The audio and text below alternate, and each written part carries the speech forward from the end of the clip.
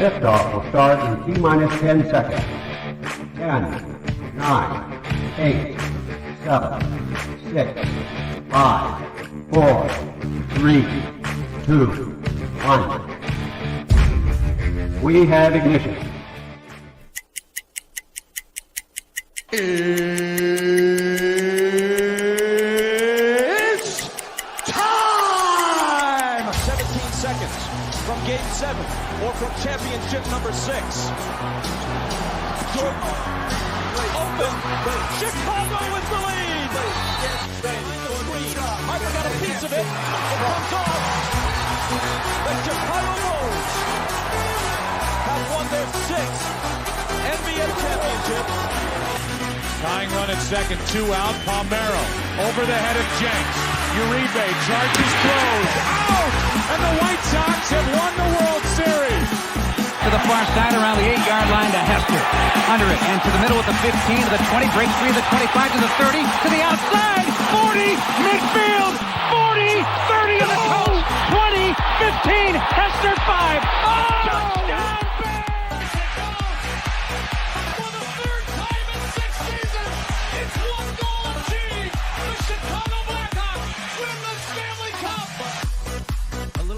Slowly toward Bryant. He will glove it toward Rizzo.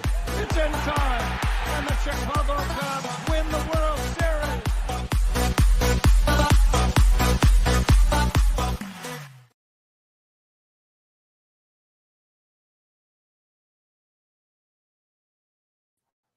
Bam! What up? What up? What up? Welcome to Shawn and Maya in the morning on this TGI Mickey Ficky Friday. It's the weekend, baby. And I'm your boy, the SuperBack, Shawn Sierra. Thanks for tuning in. Listen, if you're watching us on Facebook Live, well, then I guess you found us on Facebook. Now, if you're not following us on Facebook, what? Go to Facebook, type in Sports Zone Chicago, click the like button, and now you're following Sports Zone Chicago. Simple. But wait, there's more. Go to the show's page. Go to Shawn and Maya in the morning. Go to that Facebook page, like that page as well. So not only are you following Sports Zone Chicago, but you'll be following Shawn and Maya in the morning. If you're watching us on our YouTube channel, excellent. And if you're not subscribed to our YouTube channel, for real. For real? All right, listen, go to YouTube, type in Sports Zone Chicago, click the like button. I'm sorry, click the subscribe button. Excuse me. All right. Also, click the notification button. That is a button that's right next to it. Okay, that'll let you know anytime a show from Sports Zone Chicago is going live. You get it? Got it? Good. All right. If you're watching this on our mobile app, wait, you didn't know we had a mobile app? What are you doing? What are you doing? Listen, download this. Download the mobile app. It can take us with you on to go. So it doesn't matter where you get your apps from, whether it's iTunes, Google Play, Amazon, Walmart, Kmart, 7-Eleven, Zayre, Zemsky, Macy's, Montgomery Ward, Venture, Woolworths, wherever you get them from. You go there, you type in Sports Zone Chicago, you download it, you take us with you on to go. So not only do you get Shawn and Maya in the morning 3 days a week, not only do you get our other live shows throughout the week, not only are they archived there like they are on Facebook, but I'll tell you what, we give you a slew, and I mean a slew of articles, thanks to my man Clarence Council the Third. Big up to Clarence for keeping you abreast of all articles Chicago sports related. And if you're watching this on our Roku channel, I like that kind of party, baby. And if you don't know, you better ask somebody. Sports Zone Chicago, we have our own Roku channel. Yay. That's what I'm talking about. If you have a Roku television in the house, do us a favor. Por favor, download Sports Zone Chicago's channel right to your Roku television. Okay, download it. You know how to download channels? All right, put it right next to Netflix, Hulu, Apple Plus, Prime, Max Plus, or it's just Max, Disney Plus, Paramount Plus, Stars, Showtime. All right, you've done those. Download this. And you know what? Do us a favor, download it to all of the television, the Roku televisions that you have in house, where you got 3, 4, 5, and even if it's the kids' room, where they just watch Barney and Teletubbies or whatever the hell they watch nowadays. I don't know. What are you doing? Who is this? Who the heck is this? Paging me at 5906 in the morning, the crack of dawn, and now I'm yawning. I wiped the coal out my eye. Sorry, all my Biggie fans. I'm fired up. I had a great morning this morning, and it's going to be a phenomenal show. So do us a favor. Download Sports Zone Chicago's channel to your Roku device. All right. Now, you can also tweet the show. You can tweet us at Sports Zone Shy. That's CHI at Sports Zone Shy. Don't forget, you can follow us on Twitter. follow us on Instagram. At Instagram, we're at Sports Zone Chicago. Facebook, we're at Sports Zone Chicago. Okay. Now, if you want to follow me, just me, personally online, you want to know what I did? Well, let me tell you what I did. You want to know what I did?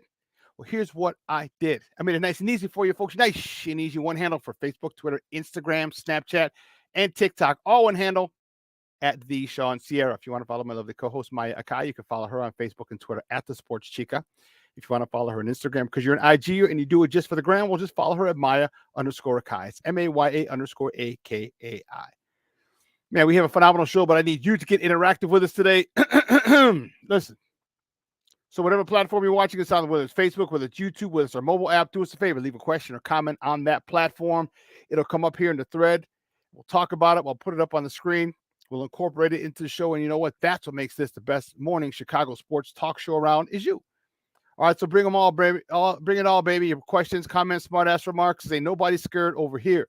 Like The Rock says, baby, don't sing it. Just bring it. See who we got in the chat line. Who we got in the chat line? See, we got the text line. Cornelius Squall's in the house. What up, Cornelius? That's what I'm talking about. My man Brian Hendren in the Mickey Vicky house. My boy Armando Emeterio Lara Jr. He's in the house. What's up, Papa? Thanks for tuning in, man. I appreciate it. Brandon Schutz in the Mickey Vicky house. That's what I'm talking about.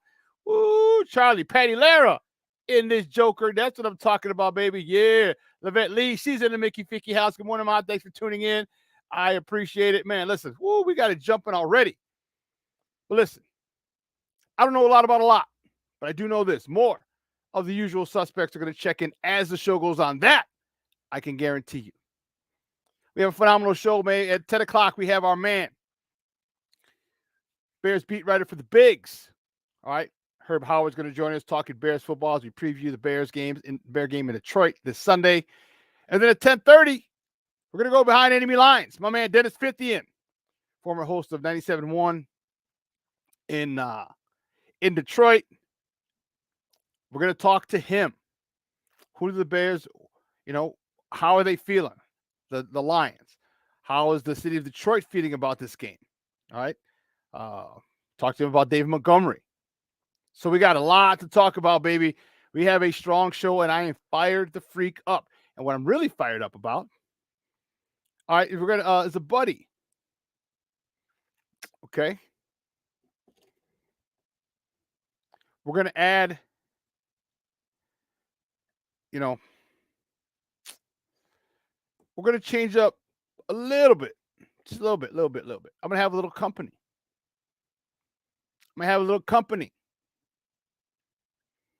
All right. On days that he can,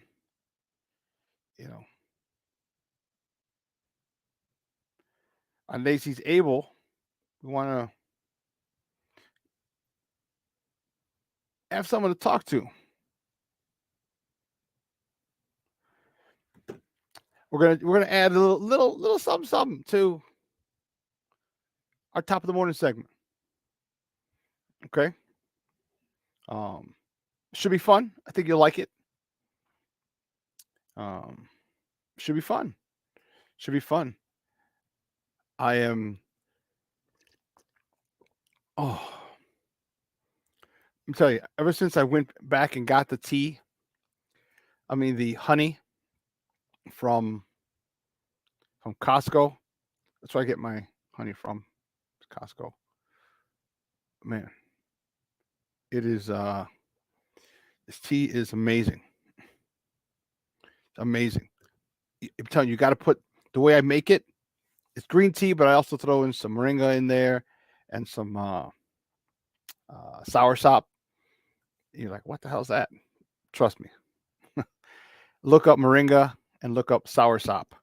SOURSOP. Yeah. And all the health benefits that it has with green tea. Then I'll throw some honey in there for some natural sugar. I'm telling you, best. I can sell that for $3, $4. Anyway.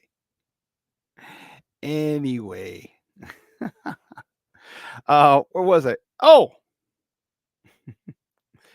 So I am top of the morning is good. We're going to add a little something.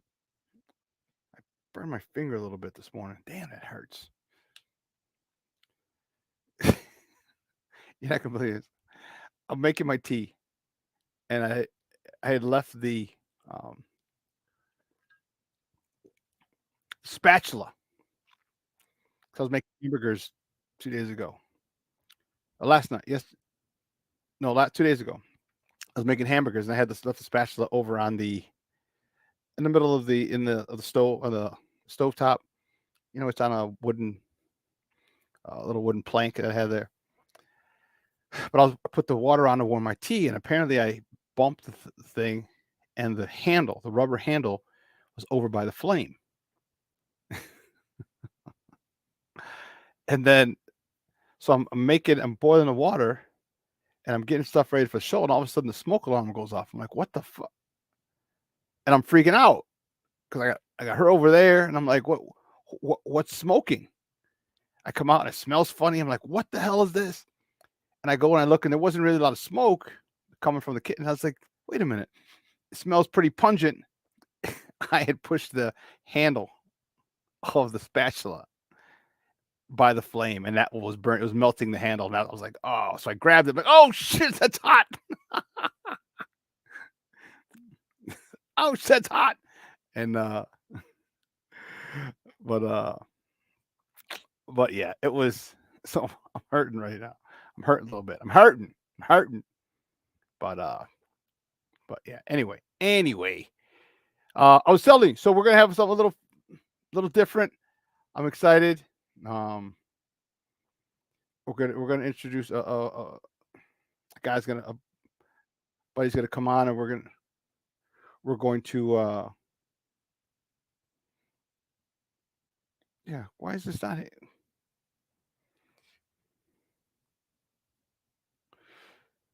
I don't even know. What's this? Burnt rubber. Yeah, Brian. Yeah. It smelled funny. Like I said, I went to grab it off.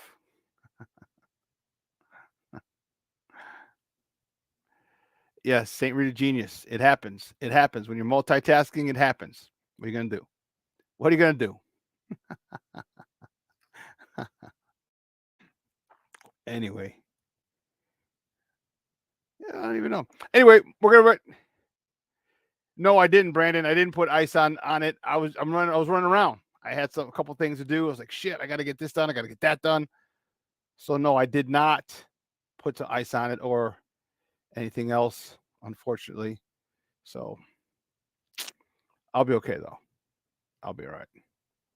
I believe so. I believe so. But we're gonna a guy, my man Sam Rush is gonna join us.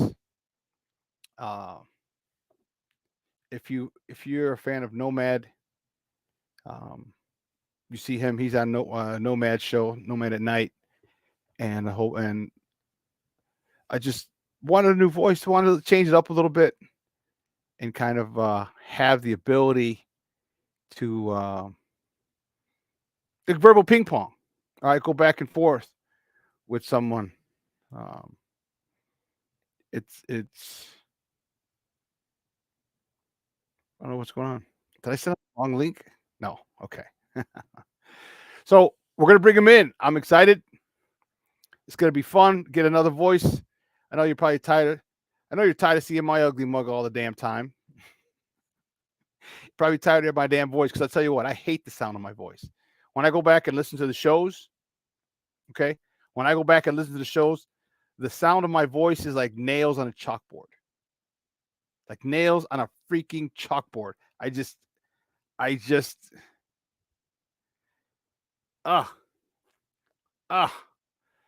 Anyway. So we're gonna have a little verbal ping pong. It's gonna be fun. It's gonna get some topics in, and I'm excited. Let's bring him in. Our guy Sam Rush, better known as Samo. Samo, where'd you go, Papa? Hey. What's going on, man? How you doing? All right, hold on. I'm having a little bit of technical difficulty with my camera here. There it is. How's your camera tweaking? Yeah, it's tweaking this morning. Hey, how you doing, brother? Good, man. Good. I appreciate it, man. You coming on when you got time, and man, it's gonna be fun. Just talking shit, man. That's all we're doing. We're just talking about what happened the day before, and top of the morning topics and get a different perspective. And I'm glad to have you join me, man. It's going to be fun. For sure. You know where the Bears are my wheelhouse, but did and dabble a little bit with the Black Hawks and these Bulls who are breaking my heart right now. Man, who you telling, dude? Who you telling? They are really it's an embarrassment. It's literally there's nothing more, nothing less. They're an embarrassment, and when you see that, it's funny because both of the franchises owned by Jerry Reinsdorf are Mhm. are shit. Yep. Like I'm thinking about like I have so much White Sox gear, Mhm. that I'm not gonna wear. I want Sox fans to not go to boycott or the home opening weekend. So it'll be like 1,000 people in the stands. Yeah. You know what I mean? Like, no, like we're not happy. We're not happy by the bullshit decisions that you made. And it's frustrating, dog. It's frustrating.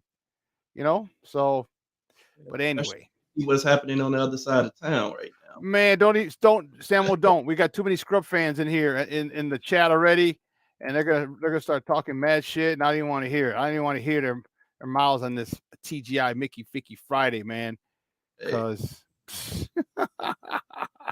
I can't they can't take it, and damn Cub fans. But yeah, so they're well, on the move. well, you know what? Let's get right to it. Right to it. Hold on, one more thing I got to do, and then we're good to go. All right, guys, you know how we do. The first segment of every show is called Top of the Morning. It won't come just when you want it.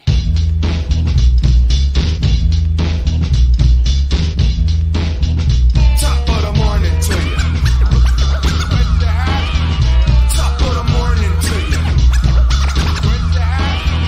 Top of the morning to you. Yeah, let's just check it out. The first top of the morning topic. Which way we go? Which way do we go? Which way do we go? Which way do we go? We got to do this one. We got to start because they played last night. The Blackhawks. Woo! Blackhawks. Man, oh man, oh man. They fall to the Tampa Bay Lightning. 4-2. Man, it was a rough one. All right, Mrazek stopped 26 29 shots. Lucas Reichel scored his first goal of the season. Perry had his fourth. Lamplighter of the season. Kurashev, Korchinski, and Dickinson Kurashev had his fifth helper. Korchinski and Dickinson had their fourth helpers. And Tkachuk had his second helper of the season. Tough. It's tough when we understand what's going on. We understand it's a rebuild. We understand that they're not as talented. But we also understand they're in the middle of a rebuild and they got one of the most exciting players in the NHL. Hmm. Your thoughts, Samo? Yeah, that's what there is to be excited about. The young bull and Connor Bedard. Connor Bedard, is that the name? Yeah, Connor Bedard, man. That's what the excitement is all about. I think they're still trying to kind of, feel their way through the NHL right now, through the landscape. Last night was a heartbreaker, but that first 7-game stretch for Connor Bedard was rough. They faced some really tough opponents during that 7-game stretch though. But these last few games, like he's really turning it around, and I think that's what there is to be excited about. I think they're gelling as a team. I think that you never know. You want to be peaking towards the middle of the season, and they're still feeling their way. So. Yeah, it's funny you say that, Samo, because you talk about the beginning of the season and the stretch he had. There's a guy who knows a little bit about hockey who had something to say about Connor Bedard. Connor Bedard. I think that we put so much stock in the first few games. He had the hardest first 7 games I've ever seen. He had to go into Toronto, into Montreal, into Colorado, and he got Boston twice and Vegas twice. Those are good hockey clubs, and I thought he held his own, and you can see him getting more and more confident. With young players, one of the hard things is you always tell them you got to shoot the puck, you got to shoot more. He doesn't hesitate to shoot the puck, and he's been everything that everybody thought he was going to be, and he might even be better than. In case you don't know, that's Wayne Gretzky, the great one, greatest hockey player to ever lace up a pair of skates. And I don't take his words lightly.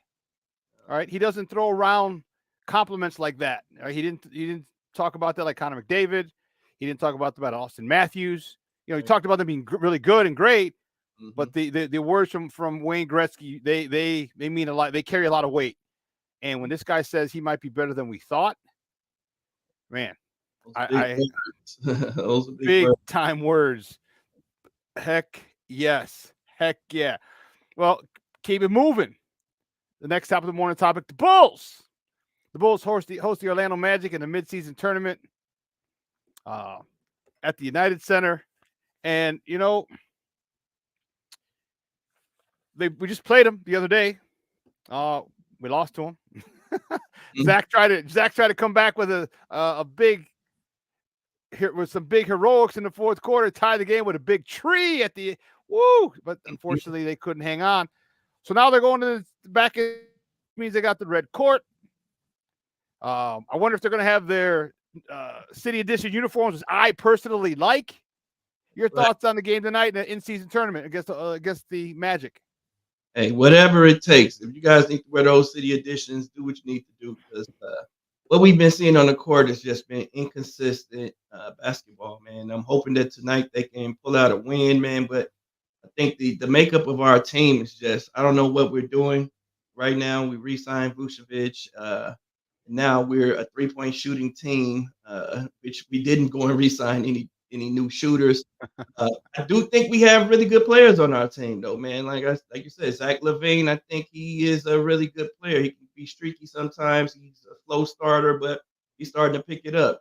You know, we know what we have in DeRozan, and I love Alex Caruso, man. That dude right there, he's the guy that, you know, he'll just go and do anything anything you ask him to do. He goes and cleans up, do all the dirty work for you. He can score when he needs to. So, and guys like that, we need a few more of, with showing that hard on the court. But tonight is a winnable game. I would say it is a winnable game, but you just never know which team's going to show up. That's the truth. That's the truth.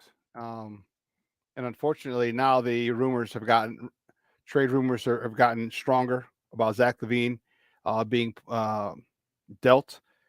He actually addressed it and said, "Hey, you know what? He understands it's a business." Something that tells me, Samo, that he knows he's getting moved. He's never really come out with this stance, you know. Yeah, I think he sees the writing on the wall. I think hell, he's got his money. He's got the guaranteed money. So what the hell? It doesn't matter where he goes.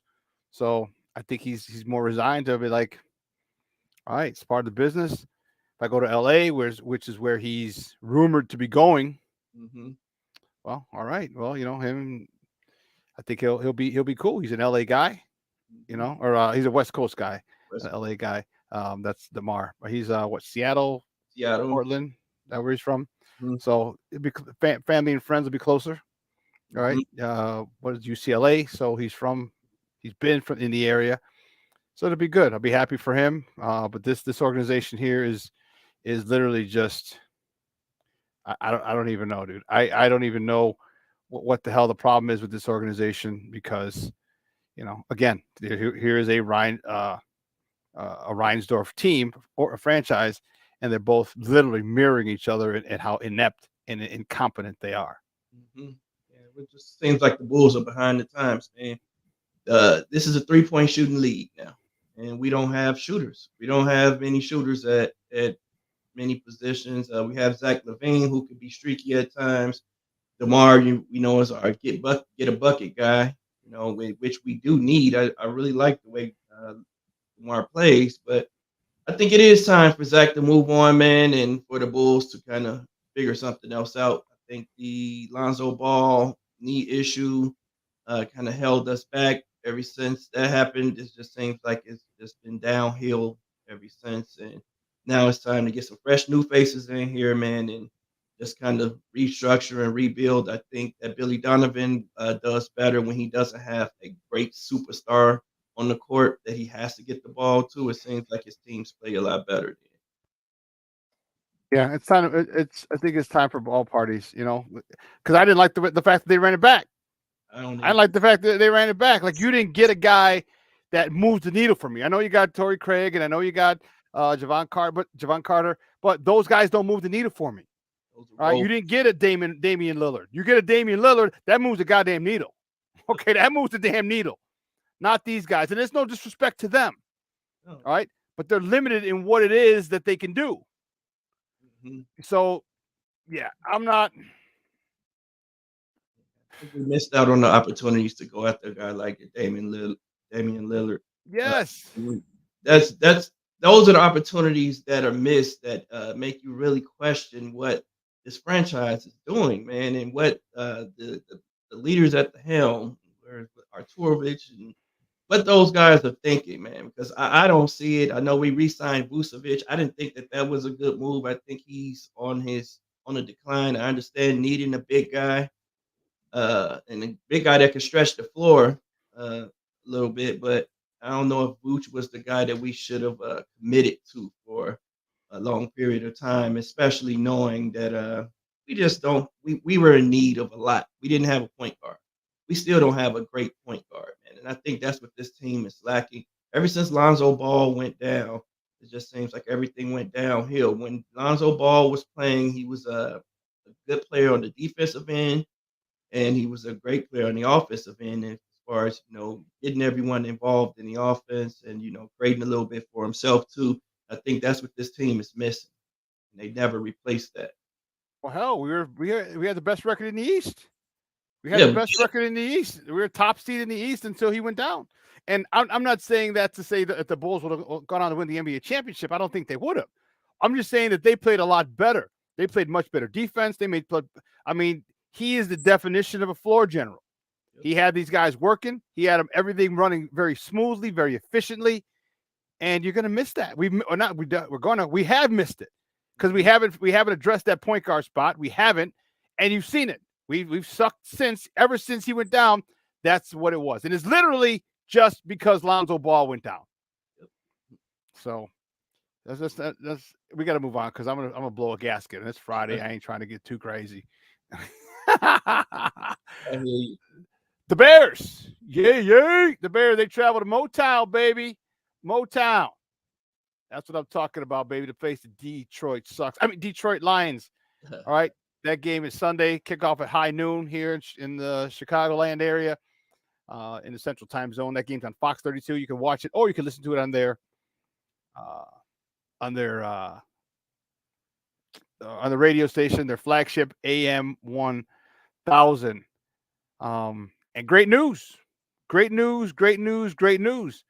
Our guy Justin Fields. Oh, wrong one. That's not Justin Fields. Our guy Justin Fields will be starting. Your thoughts on Justin Fields starting this week in Detroit? Welcome back, JF1, man. I'm happy he's back. I hope that all of the narrative around Tyson Bagent possibly being a better quarterback than he is lights a fire under him. You're an ex-football player. I'm an ex-football player. When there's a guy in the room who wants your job and that coaches are looking at and that people are talking about, it kind of lights the fire under you, man. It gives you a little extra motivation. You play the game every week and you're competitive there, but it's better to compete on a daily basis within your own team. You want to be the best guy on your team before anything else, and then you go out and you compete, and you're going to go show that. So I think Justin he may have needed this fire living underneath him. I'm happy to have him back. I think that that last 3-game stretch, I think he was playing well, man. He was on his way. He was elevating. I think he ran into a Vikings team that was blitz heavy, that had a poor game plan that kind of exposed him a little bit. But say that again say that again for all the people in the back who didn't hear you. Yeah, it was a blitz heavy defense, and we came in with a poor game plan. The first play of the game, we allow a free rusher at Justin Field. No one does that to their starting quarterback. That's just idiotic. If the narrative would be completely different if Justin had gotten rid of the ball, threw the ball, and gotten hit and broke his thumb then, or dislocated his thumb at that point, which could have happened because you're allowing a free rusher to go at your quarterback who can still hit your quarterback even when he gets rid of the ball. So I thought that was just a horrible start to the game, and we saw it get worse and worse as the game went on, and Justin trying to make something happen, and he But I ends up put that on Justin though, Samuel. That's on his. That's on him. That's yeah, all on Justin. That's the thing that really bothers me, is him. Like, all right, Justin, like you got to help yourself out. All right, like you understand, like you know how to count, fool. You know how to count. You got 5 offensive linemen. All right, you're in an empty set, so you got receivers out. You got 5 offensive linemen. All right, so you cannot 5 offensive linemen, 5 receivers. You got 6 guys at the line. You have to assume that all 6 are coming. yep, And what he did, the right thing, he slid the protection to his right, mhm, but he didn't roll right. He didn't yep. move right. He And didn't. that was on him. And like, dude, he just sat there, took the hit. Like, no, you got to move. Get away from that land rusher because that's your responsibility. And I was very pissed at him about that because you did half of your job on that particular play and not the other half. I saw it differently. I agree with you. He definitely has to help himself. He definitely should have been rolling to the right, but the right side of that offensive line got crashed into immediately when the ball snapped. It's It like, did. He would. I said it. He would have had to step up and then come in. He had to step up inside the defensive end and still go. But even at that point, you still got to do what you got to do. Because if they're yeah, bringing 6, that yeah. means there's 5 people out there. And if there's a safe, there had to be a man free. All Mhm, right, somebody had to have a bubble. They weren't pressed up. All right, mhm. and whoever isn't pressed up, if you're pressed, you take your man out. If you're not, you take 1 step and turn. You're a hot read. Yep, And that has to be worked out in practice. I mean, hell, that was week 8, 9, 10, whatever week it was. That's mhm. too late. You should be knowing hot reads when you see him. And that's where I got pissed with Justin. Yeah, right away, right away. And even the fact that Cole Kmet was flankered out on that same left side where the blitz was coming from. Why not just bring Cole in? Like, hey Cole, you know what? Come in. Come in line, and you slow this guy down at least for me, so that I get an opportunity to get the ball off, knowing that all of my progressions were to the right. I'm supposed to get the ball off to the right quickly, and that's what the play was calling for anyhow. Yeah, it was just a bad sequence of plays, and I think that's what Justin has to evolve from. I think that there's been this narrative about Justin learning from Tyson Bagent, and people were upset about it. I'm not saying to be upset about what was said, but I think it was more so the way it was said. But Justin can learn something from Tyson And Bagent you as far as should. getting the ball out quickly. Just the command of the offense. What I saw that I liked from Tyson Bagent a lot was he got in and out of the huddle quick enough to allow himself time to change the plays. Like, he would check into a run, check into a pass, and really survey the defense and know exactly what was coming to him. I think Justin stays in that huddle a little bit too long sometimes for whatever the reason might be, and he just doesn't have that opportunity to check in and out the way that I saw Bagent doing it, or as often as I saw Bagent doing it in those few games that he just played. So that's a couple of things that I would like to see Justin do better. And then, with the thumb being injured, maybe that's going to help him with the fumble issue as well, because now he's going to have to keep 2 hands on the ball because you don't want to trust that thumb with 1 hand. So maybe it'll force him to keep that second hand on the ball for a little while and prevent him from getting those strip sacks that we've seen in the past as well. So. Yeah, well, we'll see, man. And I hope that Getsy really calls a good game. I hope he calls 30 plus runs, okay, which is going to help Justin. I mean, Detroit has a good defense. You know what? Who cares? All right, it doesn't matter. We're the healthiest. This is the starting 5 on the offensive line that was supposed to have started week 1, but Tevin had his calf injury, so he was out. Nate Davis had the personal injury, which we later found out was the illness and death of his mother. So we literally haven't had our starting offensive line at all this season at all, and we've still been able to run the ball on some teams. So now we have our starting offensive line from that we wanted to start the season. We have them back. Okay, now Luke Getsy needs to rely on those hogs. All right, and my thing is this: you run right at Chad Hutchinson, you run right at these jokers. Stop playing. Let's not run. And this is why I like Deontay Foreman. All right, I don't want the wide zone, and have. I don't want him going laterally. Okay, give me some downhill power football, smack you in the God blessed mouth.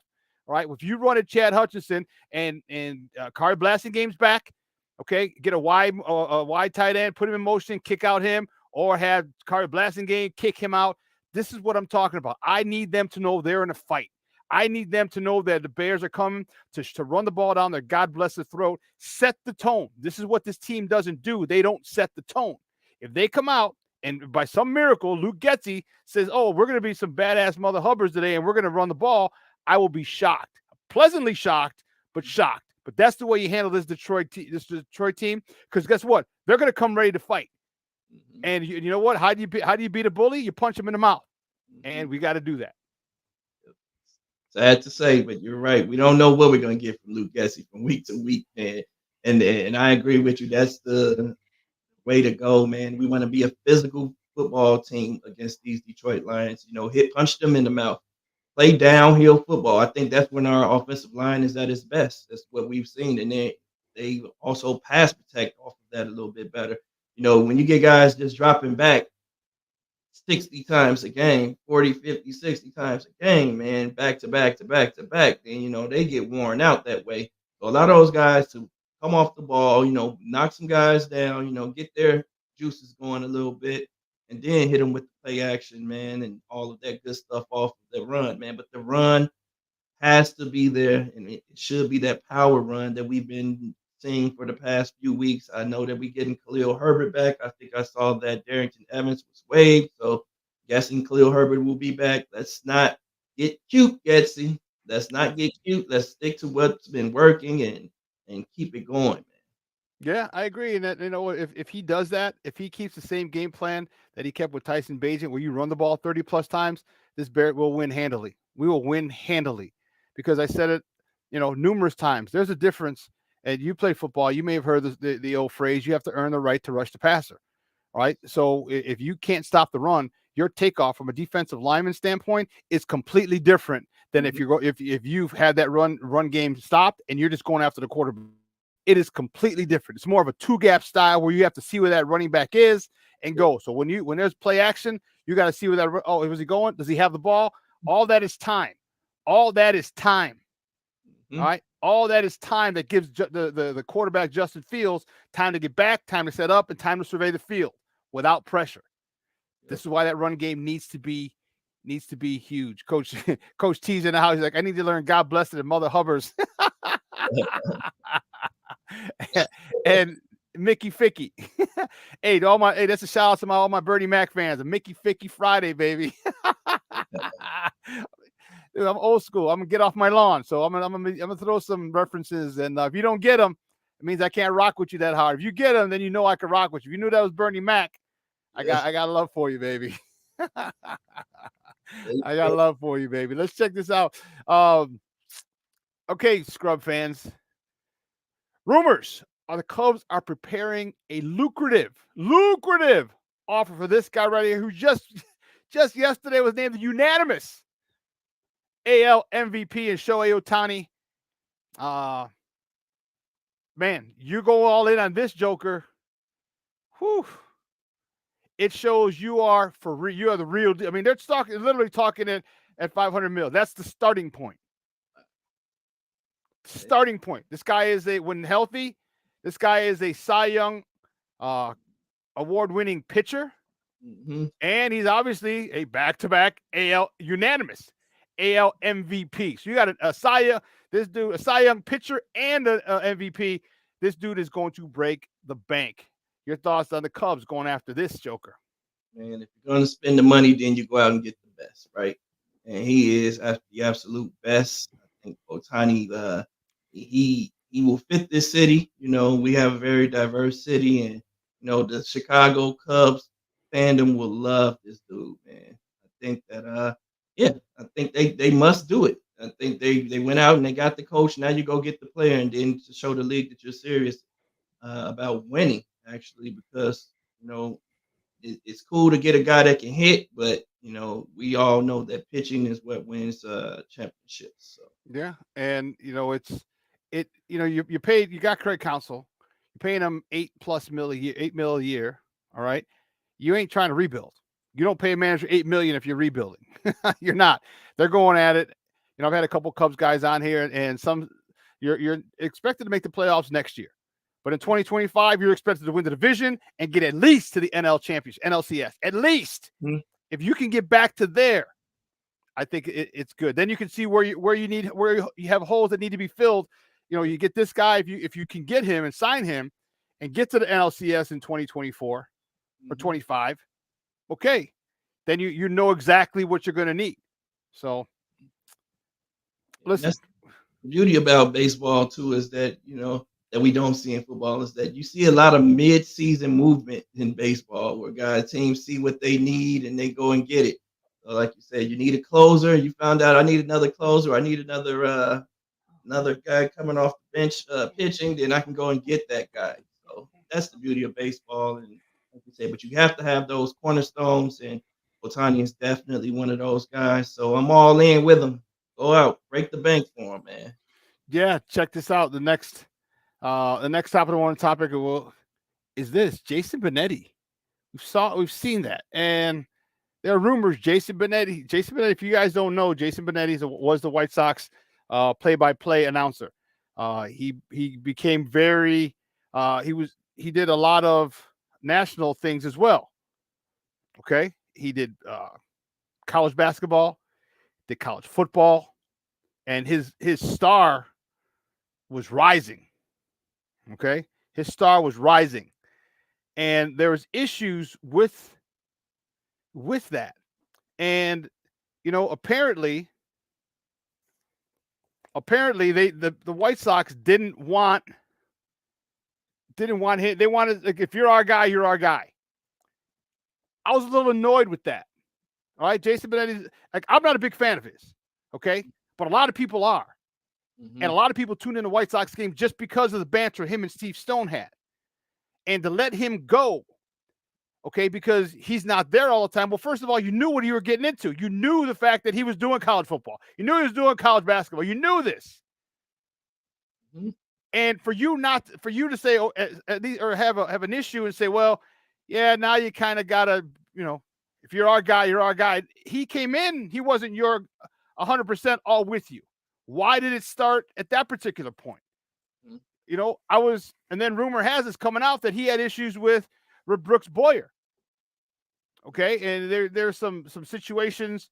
Benetti said, this is what he said, quote, I had somebody say to me when I asked for more respect and basically demanded more respect, just the way I was being treated, they said, respect according to normal human beings or respect according to Jason Benetti, unquote. Okay. It was alleged that it's Brooks Boyer. I don't know. I mean, it's an announcement. I get it. But if you have a guy, this is how old people are stuck in the ways and they're outdated. You have a guy, because you're thinking of Chick Hearn and Johnny Most and Vin Scully, like they're there all 162. It's not the way of the world anymore. No. That's not the way of the world. Okay, you have broadcasters, play-by-play guys who are versatile and can do multiple sports. Like he did Fox, baseball on Sunday. He did college football on Saturday. And they don't realize, and they didn't realize how cool is that, how much clout that gives your organization when they say, hey, this is the White Sox playoff guy doing this college football game. This is the White Sox play-by-play guy who's doing this NFL game. This is the White Sox play-by-play guy who's doing this college basketball game. They didn't get it.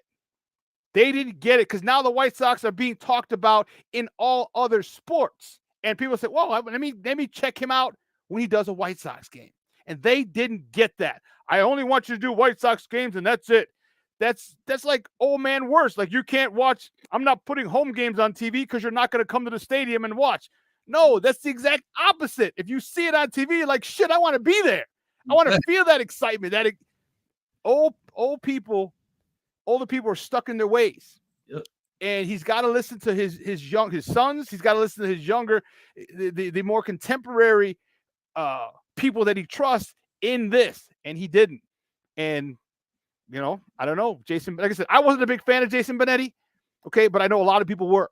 And to let him go was a horrible thing for this franchise.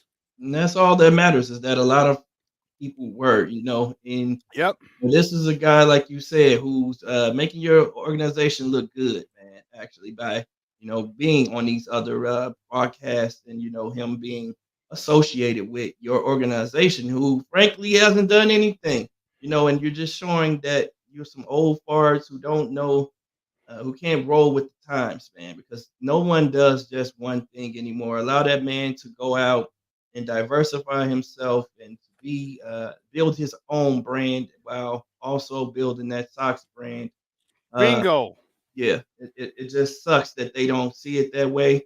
They want to take the old fart mentality and take that stance where it's us or nothing. Then hey, if you're not gonna pay me like it's us or nothing, then you can't tell me it's us or nothing. And I'm guessing they didn't offer him a lot more money to say, hey, we'll pay you this to stick with just us and only us. We haven't heard that story. All we've heard is that it's us or nothing. So if you want that, then you have to pay for that. And this guy, he's going to be fine with or without White Sox. Believe. Oh yeah, he'll be fine. He's gonna make good money. He's gonna be doing multiple sports, and it just stinks that you're this shows the archaic way of thinking from this franchise, and it's held them back. And both his franchises, the archaic way of thinking. It's the world. It's different. 2023 is different than 2015, 2010, 2005, 1989. I mean, it's so different. Like these guys are talented, and why would you stop them from again blowing up? And guess what? They're taking you with them. That's what I don't get. Like I just don't get. They're taking you with them. You're getting the Chicago White Sox are going to be heard on NFL champion broadcast, on NBA broadcast, on college football broadcast. They're going to hear, oh, this is the White Sox play-by-play guy. It doesn't make any kind of sense. It sucks for the Sox fans, man, who don't have a team to cheer for. Now you just lost your one of the reasons that you did tune into the team on a nightly basis or daily basis. So it just sucks for those guys. Yeah, it does. Well, listen, we got one more top of the morning topic that we're going to get to, and this is a crazy one. Carissa Thompson. Oh yeah. Carissa Thompson was just on a podcast, and she was talking about, guess what? I would make stuff up. Listen to what she had to say. I've said this before, so I haven't been fired for saying it, but I'll say it again. I would make up the report sometimes because the coach wouldn't come out at halftime, or it was too late, and I was like, I didn't want to screw up the report, so I was like, I'm just going to make this up because first of all, no coach is going to get mad if I say, hey, we need to stop hurting ourselves. We need to be better on third down. We need to stop turning the ball Pressure over. the quarterback. Yeah, exactly. and do a better job of getting off the field. Like, they're not going to correct me on that. Right. So I'm like, it's fine. I'll just make up the report. That, and a lot of people have come out against it, and they should have. Okay? Because it does so many different things. One, it shows you don't need sideline reporters. Okay? Two, women in this industry, it shows you don't need them. Okay? They've worked hard to get a foot in this male-dominated field, and then to have someone like that say, well, I just make this shit up just because, I couldn't, it was late or whatever. It's a malpractice. And there are a lot of people who came out against her, disgusting, because it diminishes all the work that the women have had, the fight that they had to get to this point, to get on these. I mean, what do we? I mean, we don't need them, but they made a place for them, and for her to say, "Well, I'll just make it up, whatever," it really set women back. And you know what? I'm mad. I'm not mad. I'm glad for all the vitriol she's gotten from other female reporters because she deserves it. Because really, that's bullshit. Yeah, she did a disservice to every female reporter out there, man. Not just the females either, man. I think even the male reporters who are on the sideline, now it becomes questionable everything that they say. Now we can, as before, we always took their word. Like, yeah, you're there, you're on the sideline. You must have spoken with the coach because that sounds like something he might have said. I think that's something she should have went to the grave with. Actually, man, I don't think that's something that you put out unless you're confident in in your position and where you are right now. But it definitely makes her look discreditable to me. Like I don't. And you know what, Samo? I'm not even saying she's wrong. Yeah. All right. I'm not even saying that other women don't do that. They might, but you Mhm. don't say it. Don't say You it. don't tell the tricks of the trade. No. Okay. I did think, and I think that's her privilege that she has, because I haven't heard of her getting fired yet. I haven't heard of her getting reprimanded. Now, if she loses her job, well, guess what? You deserve it. But that's awful bold to say that. And she's like, oh, I've said it before, so who cares? Like, you don't tell a trick of a trade, like the arrogance of her. Say, yeah, it doesn't matter. You don't realize that you're representing women, all women, black, white, Hispanic, all women. Well, we don't really need them. So basically, you're saying you're just eye candy. You just want to see her. Is basically what you're putting these women into, because we don't give a damn. You're just making shit up. She did a huge disservice, and the more women that jump on her, the better. The more women that attack her on Twitter, the better. All right, shouldn't have discussed trade secrets, because sometimes you don't need to know how the sausage is made. You just don't. It just happy with it, like, oh, okay, like you said, the trust factor that we have in these sideline reporters. Now we're like, do they all make it up? Yep. The only ones we know that don't make it up are the ones that interview the coaches. You know what I mean? On camera. So it's been crazy, man. That was big time. She screwed up big time. Yeah, she did. She's gonna continue to face backlash for this, man. I don't think this is just gonna die down easily, because the football season is still happening right now, and she's heavily involved. I think she with Fox? I think she's with Fox Sports. Fox, right? Prime as well, I think. Yeah. Yes. Brian has a good point. Wait till her contract comes up, then we'll see what happens. It's not a good look, man. That was just not a good look. It wasn't a smart move. But like you said, the eye candy thing, maybe that gets her past. It's her past some of these effects. Yeah. So, hey, listen, Samo, great stuff today, Papa. I appreciate it, and you'll be joining us most days on Monday, Wednesday, Friday when you can. It's good to have someone to talk to, a little back and forth, a little verbal ping pong. So I think it was a great first day for you, man. I had a good time chopping it up with you, and I look forward to doing the same on Monday. Yeah, so did I, man. Appreciate you, man. Appreciate the offer of loving the digs over here at Sports Zone Chicago. And until next time, brother. Cool. Well, you have a good weekend, and bear the freak down, baby. Bear down. Bear down, baby. All right. Hold on. Stay right there. Guys, we got to take a quick break. On the other side of the break, we're going to welcome my guy, Herb Howard from the Bigs, talk a little Bears football. So don't go anywhere, folks. I'm fired up about this weekend, man. I am fired up. I was talking to my guy, Ray Garcia, my guy at CrossFit Warehouse this morning. Like, man, where are you going to watch the game? We're going to watch the game. They're on the road. So we're going to figure out if I'm going to go to local cantina, if I'm going to drive all the way up to Output. Man, the decisions we got to make. It's going to be one hell of a game, because Justin Fields, if Luke Getsy calls it right, Justin Fields can have a career day. And I can't wait for that to happen. So keep it locked right here, folks. My man Herb Howard from the Bigs is going to join us on the other side of the break. Don't go anywhere. Keep it locked right here. Shawn and Maya in the morning on Sports Zone Chicago. Hey, it's your boy, the Superback, Shawn Sierra, and be sure to follow Sports Zone Chicago on all social media platforms, on Facebook, Instagram, and our Roku channel. You can find us at Sports Zone Chicago, and on Twitter, we are at Sports Zone Shy. Also, be sure to download our mobile app so you can take Sports Zone Chicago with you on the go. Time out. How are you feeling right now? Happy? Excited? Angry? Overwhelmed? One of the best things you can do for your mind health is to name what you're feeling.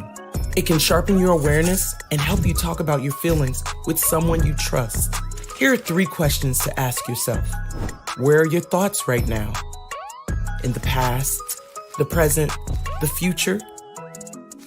Do you notice any sensations in your body? Is your heart beating fast? Is there a flutter in your stomach? Or are you fully relaxed? What do you need right now? Time with others? Time to yourself? Remember, there's power in this awareness. So find ways to identify what you're feeling today.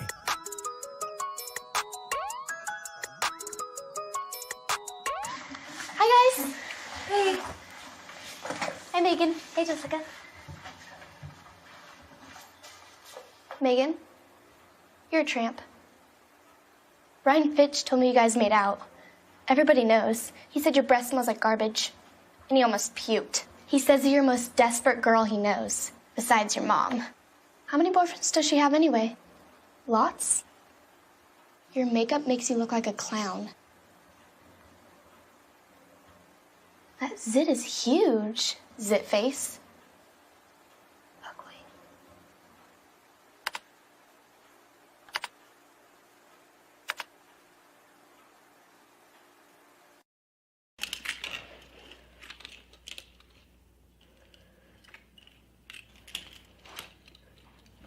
Hey, bud, what you doing? I'm playing with cars. Cars? Can you show me what a car does? Whoa, whoa, whoa, whoa, whoa. Hold on a second. First of all, this is a school zone. So you need to put down your cell phone, stop texting, and let's get to driving. Now you're coming up to a stop sign, right? You need to slow down and stop before you hit that Y line. I want you to look left, right, left. You don't want to get hit by a car going on your left, and to your right to make sure you don't get sideswiped by a guy coming from your right. You're coming, and you see a crosswalk. You better slow your horses down, because the #1 rule of driving is always yield to pedestrians. Now stop, pull over, and you are done driving. Gosh, what do they teach you kids in school nowadays?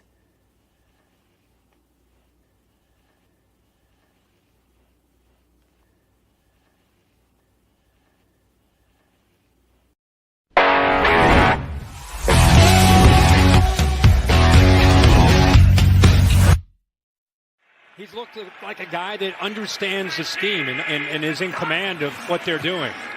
Fake to Foreman, pass is caught. DJ Moore, who played with Carolina last year, was part of that big trade, picks up 16.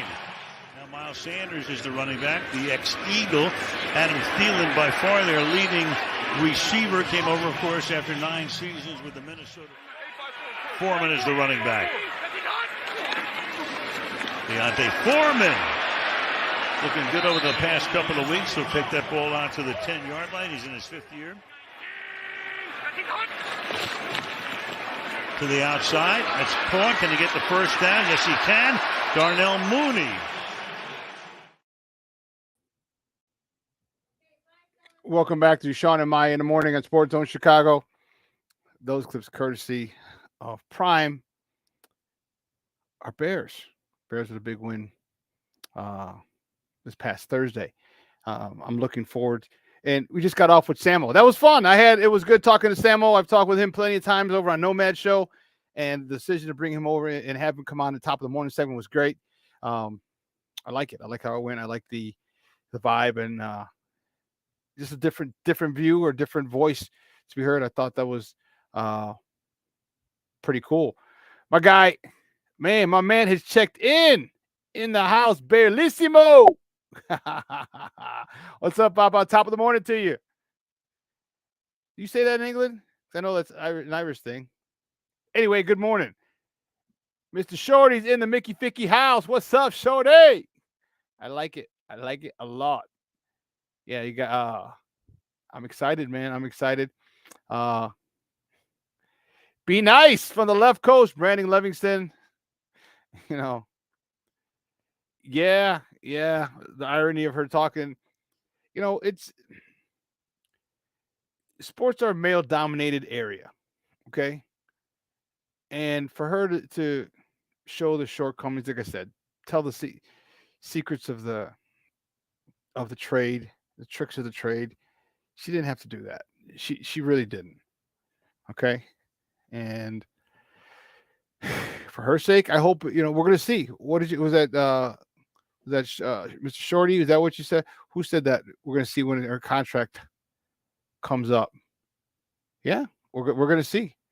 We're going to see in how bad it affected her, or it will affect her. I don't know, but it was just a bad thing for her to do. And you know what?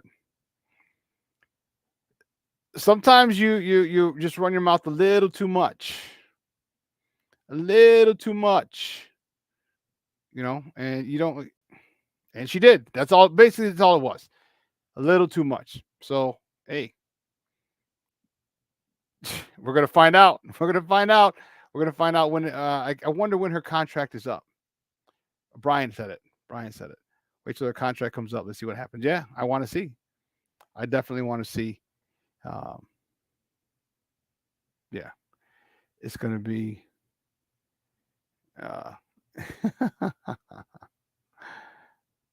And let's see. We got a whole bunch of people. Barrelissimo's jumping in the chat. I love it. Oh, Samo's in here saying, "Hey, it's cool. I enjoyed it. Thanks." Oh man, of course, Samo. Of course. Of course. Good to have you, man. Really, really good, man. And Barrelissimo, dude, you're on one today, baby. You're on one, Barrelissimo. Said hearing Eberflus and Getsy, FOH, fuck out of here, talk about Justin needs. Talking about what Justin needs to show is like asking the Keystone Cops for advice on unsolved cases.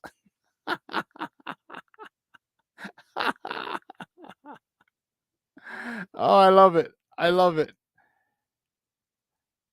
There was, what did I love? Wasn't there a video game called Keystone Cops? I think so. I think there was a video game called Keystone Cops. I don't know. Anyway, we're waiting for my guy Herb to check in with us. There we go. But what do you want to see? What do you want to see on Sunday? What do you want to see? There's a couple things I want to see. I want to see you run the God blessed ball, Mr. Getsy. Mr. Getsy. I want to see you run the God blessed ball. You the ball work. But not only do I want to see you run the ball, I want to see you run the ball at people. I want to see you running at their strength. All right? This line is good. This defensive line is good. Detroit's offensive line is good. We'll talk about that in a second. But I'm from the old school. All right? You think your defensive line is good? Chad Hutchinson, you think you're good? Okay, good. Here we come. We're going to bring it to you. We're not going to allow you, we're not going to go laterally, horizontally, so you can chase this thing down. We're coming right at you. You're getting hit. You're getting hit every play. Hell, you might even get double teamed. But what you do as an offense, as a play caller, what you do is you attack their strength. Especially if you can isolate him. If you can isolate him, which you can because he's a defensive end, you can isolate him. You double team his ass. You get wham blocks. You get motion blocks. Don't let him use his athleticism. Card blasting game, got to have a great game. Now, I don't recall if they outlawed chop blocking. I think it's within the tackle, so you might not be able to do it. But man, put a body like this. This should be a knockdown, drag them out street fight. Alley, just a back alley brawl. Because it sends a message. It sends a big time message. Okay? Because we played them in 2 weeks. All right? We play them in 2 weeks. All right? It's Detroit, Minnesota, Detroit, then Cleveland. Come on. You send a message to them now. They know they're in a dogfight.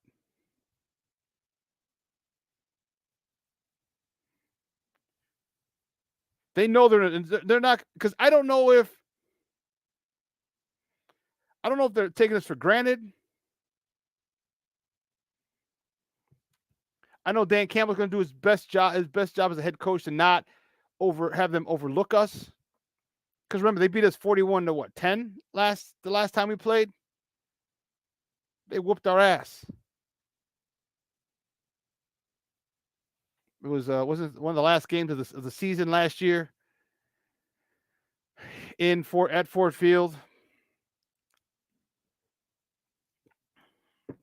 Put 41 points on us. But that defense, today's defense, is not yesterday's defense.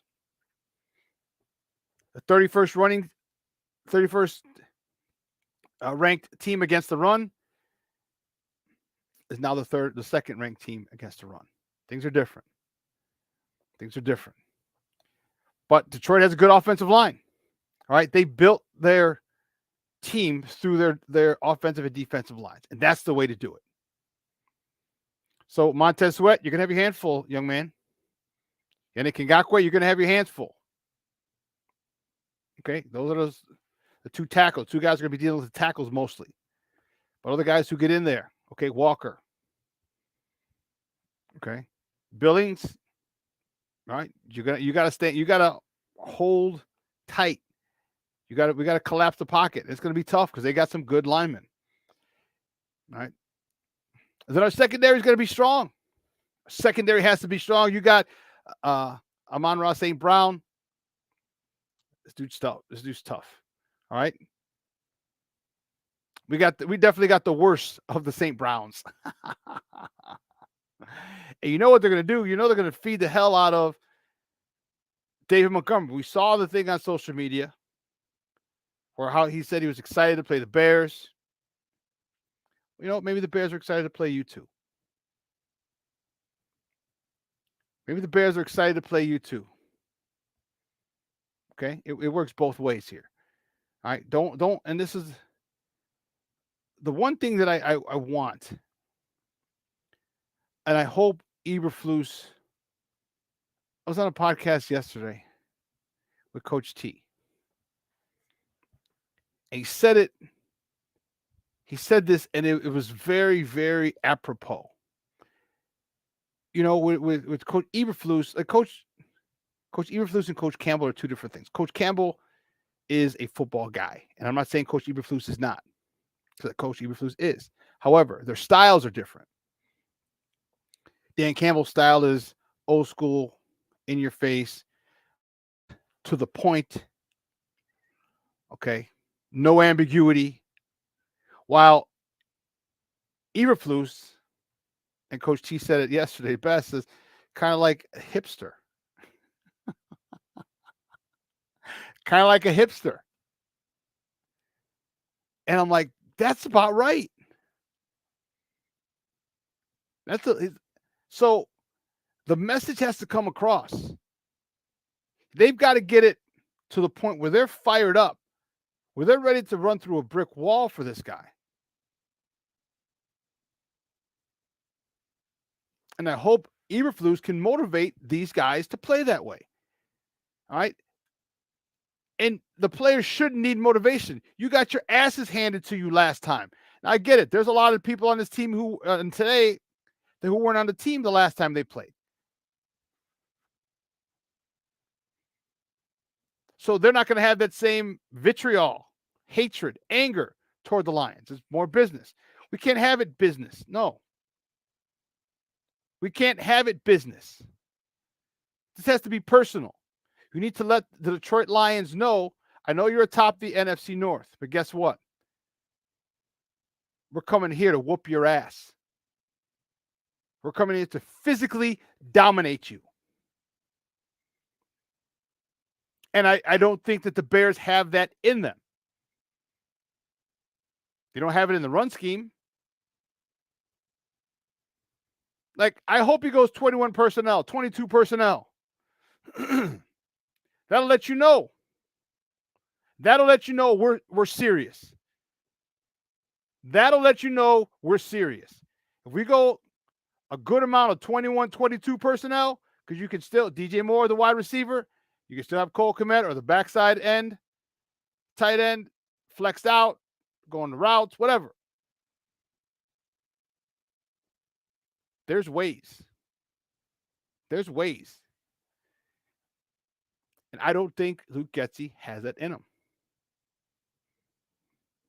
I have, and if he does, this is the week to bring it out. This is the week to bring it out.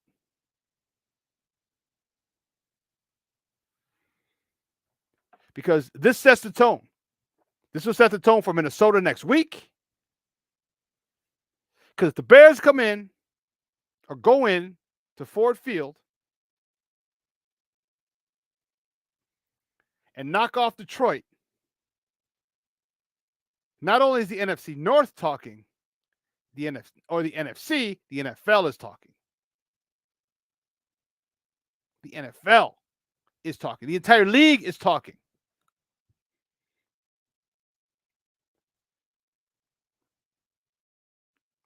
Your 8-point underdogs, depending on where it's 7, 8-point dogs.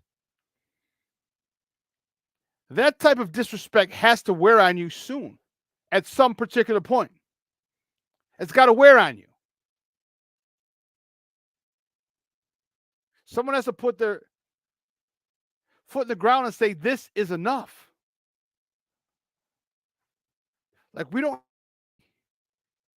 any dogs.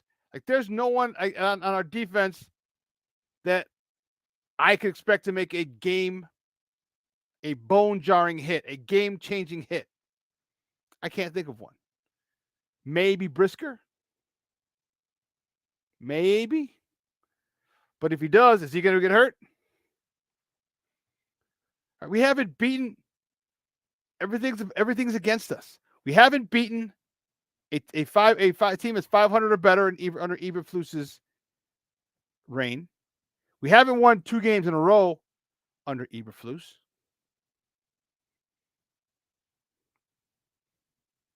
Why not now? Why not is the question. Detroit hasn't won a playoff game since 91. Barry Sanders was their running back then. They're playing in the Silverdome in Pontiac, Michigan. See, Detroit is a little full of themselves right now. Detroit is very full of themselves right now. And here's the thing. You haven't won a playoff game since 91. Most of you guys in this team weren't even born. Most were not even born the last time they won a playoff game. So their excitement is a little premature. Be happy for what you've done. Be happy for where you're at. But I feel too much arrogance. There needs to be humbleness, and they are primed for an upset. Can Eberflus motivate these guys to pull out all the stops and give it their best and upset this team in Detroit? We're going to find out. We're going to find out. This is a perfect time for them. Perfect time for them to get upset.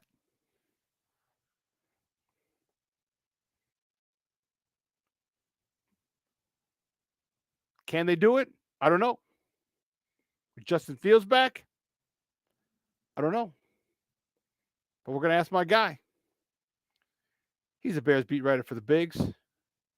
You can follow him on Twitter at Herb Howard 411. He always gives you the 411. What's the 411, yo? What's the 411? That's a badass album. I got to see her in concert too before she dies or I die. Let's bring him in, our man Herb Howard. Herb, what's up, Papa? How you doing? My brother, what's going on, man? How you feeling? Lou, first of all, get here on time next time. Tell Good Morning Football on ESPN that you deal with the SuperBack. Tell them, all right? You know, I'm always super excited to jump on with you, and then as soon as it happens, everything goes wrong, and so I'm like, oh shit! But I apologize, man. I'm ready to go. I'm here as long as you want, man. I know you got a packed show, but it's always good, fun, bro. man. I hear you. Just tell Good Morning Football that they gotta wait. All right, don't double book. Hey, you got priority over anything. You know that. Your thoughts, man? Justin Fields is back. Our offensive line, the way they wanted it from day one, is intact. Your thoughts? How do you think Justin Fields will perform on Sunday? He's heard all the talk. All right, he's heard Bases is better. Bases is QB1. Trade Justin. He's heard all that shit.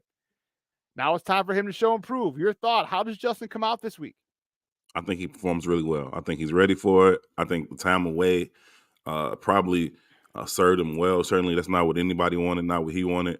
But I think just having that time to step away and getting that little bit of perspective to watch the game from the sidelines a little bit, to hear Luke Getsy kind of call the game in his ear without him just trying to hear it so he can regurgitate it and then execute it, but actually hearing it to kind of understand how it fits into the larger flow of the game. I think all of those things will kind of help him kind of settle him down a little bit. I think he's ready. I think he's excited. I think he's a competitive person. I think that we don't necessarily talk about that enough because they just haven't won enough. But as an individual, he's very, very competitive. He's more aware than he lets on in terms of the public narrative and the outside noise. And I think that he's highly motivated to take these last 7 games and say, listen, man, this is my spot, right? I can take this team to a Super Bowl, and I think that he's got to show up and perform. And I think that it is important that they've gotten healthier around him. The running back room is back full and complete. Like you said, the offensive line has finally come together. They got Lucas Patrick at center. I think originally they wanted Cody there to start the season. That didn't really work out. But the offensive line is as healthy as it's been all season, and so I think he's got an opportunity in front of him to go out there and play his best brand of ball. He's going inside on a fast track. Detroit's obviously got a good team. They can score some points. But I think he goes up there and plays well. I've been very, very realistic in my predictions about the Bears this year. I haven't been like, oh, the Bears are going to win, the Bears are going to win. I think the Bears go up to Detroit and get a win on Sunday. I really believe that. I just said right before you came on, dude, I said they are primed for an upset.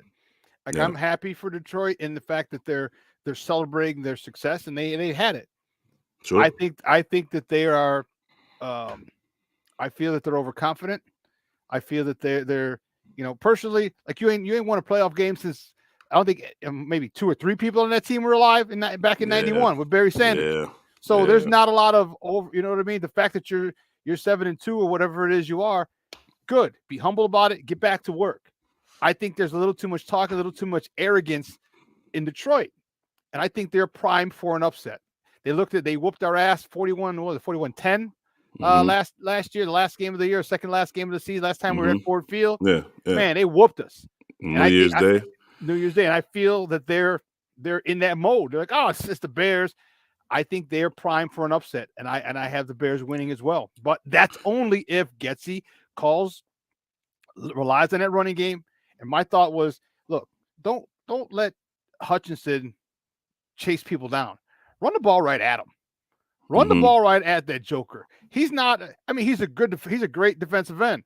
I don't give a damn how good you are. You don't want to take, as a defensive end, you want the guy in front of you. You don't want a guy with a head start. You don't want to bang heads with a fullback. You don't want to bang heads with a tight end, somebody in motion, and you're coming off out of a stance. Come at him if Luke Getsy, which I'm really convinced that he doesn't have that type of play call in his. But if you can do that and literally take it to them, like, I'm tired of us being the hunted. Let's be the hunters.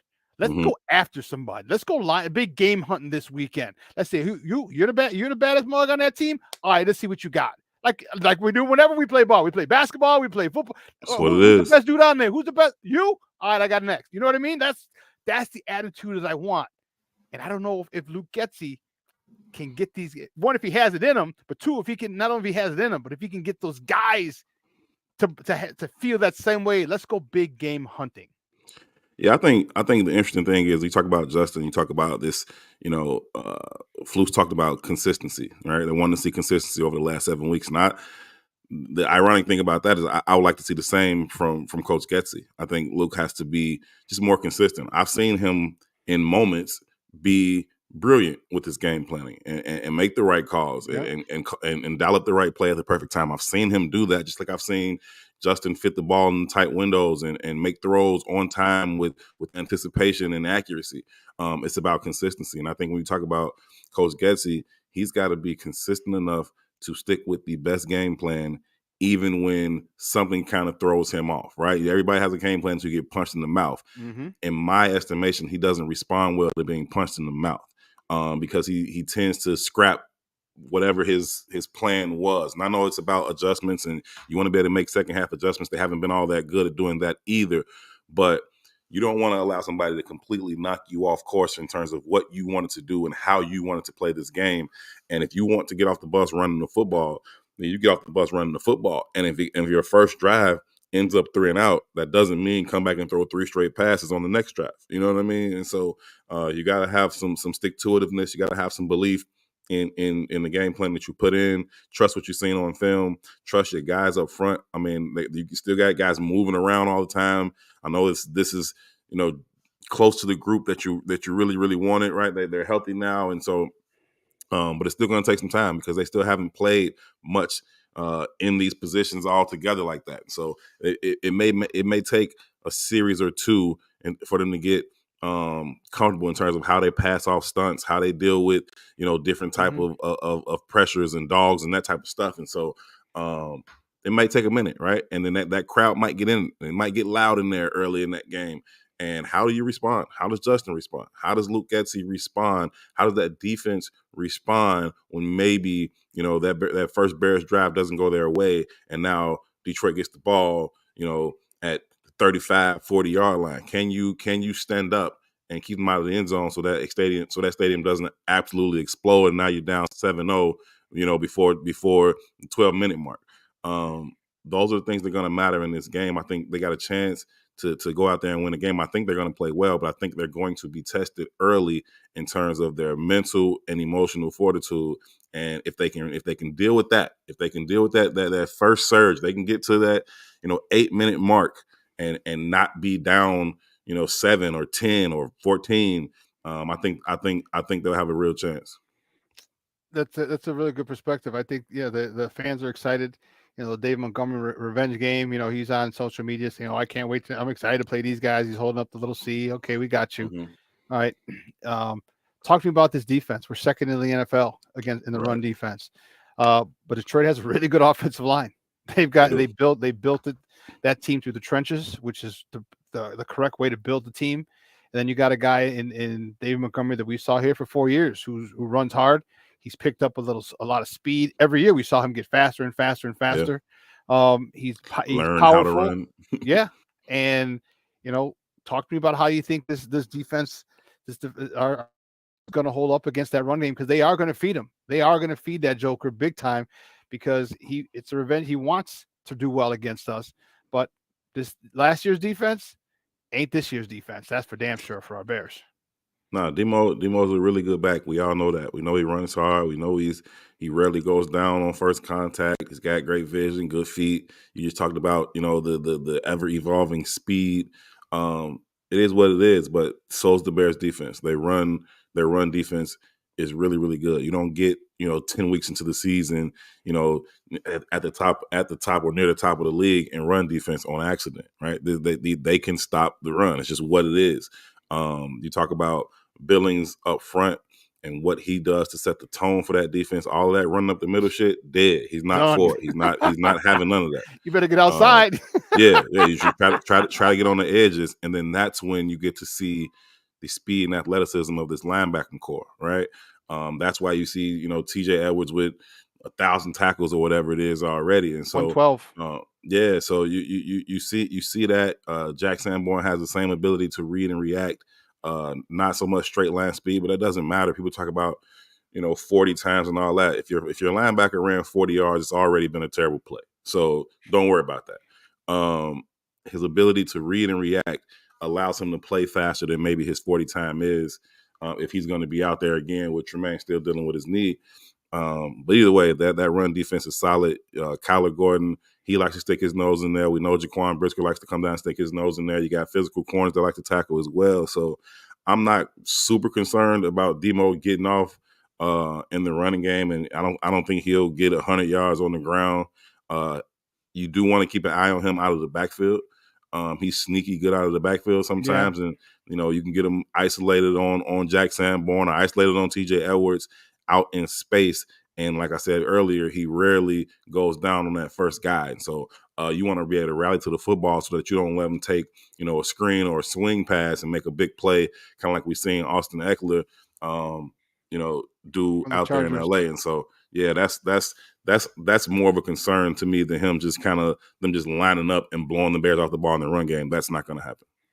Yeah, and one thing that I'm hoping, like, and this is the thing that bugs me, and maybe it's just me getting off, get off my lawn episode again, but like, there's nobody in there on that defense that I'm confident in. Maybe Brisket, but then you want to worry about the separated shoulder or lacerated, the shoulder just explodes. Someone literally just come in and knock the shit out of him. Just knock the first play. He's coming in the hole, or he's coming. He thinks he's clear, and you literally upend him because he doesn't see you, and you knock his ass back. You get up, you look over him, you talk shit, say, "I'm here all day." There's nobody on that defense that I feel can do that. And I think that's a problem for me. That's a problem. Not a thing. That's a problem for me because I don't know who the leader is. Who do you think the leader is on this defense? Like you look at all good defenses, they got a leader. They got like that joker, like, oh, we got to stay away from him, who ends up with 15 tackles, who ends up, you know what I mean? I don't know who we have. TJ Edwards is a tackling machine. I don't know if he's ready to step in that leadership role. I don't know if he's in your face telling you we here all day. Yeah. Who do you think that the leader is on this defensive team? Yeah, I feel you in terms of being able to set that identity and having that guy that sets the tone for everybody out there on the field, both your defense, but also lets the opposing offense know what time it is. That being said, I think it's been more of an injury issue for the Bears. Like the guys who would be that haven't been on the field consistently enough to kind of do that. And so ideally you thought that, Tremaine Edmonds would come over here and have a big year and he could be that guy in the middle of the defense. Not that he's this huge talker or anything, but he's just a huge presence and he can kind of set the tone that way. Bojack has that type of infectious energy that all of these dudes feed off of. They absolutely love that dude. And wherever he goes, they're going to go.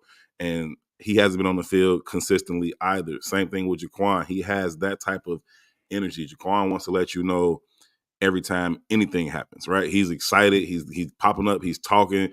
He's doing his arrow thing. He's pumping up the crowd. He's that kind of guy.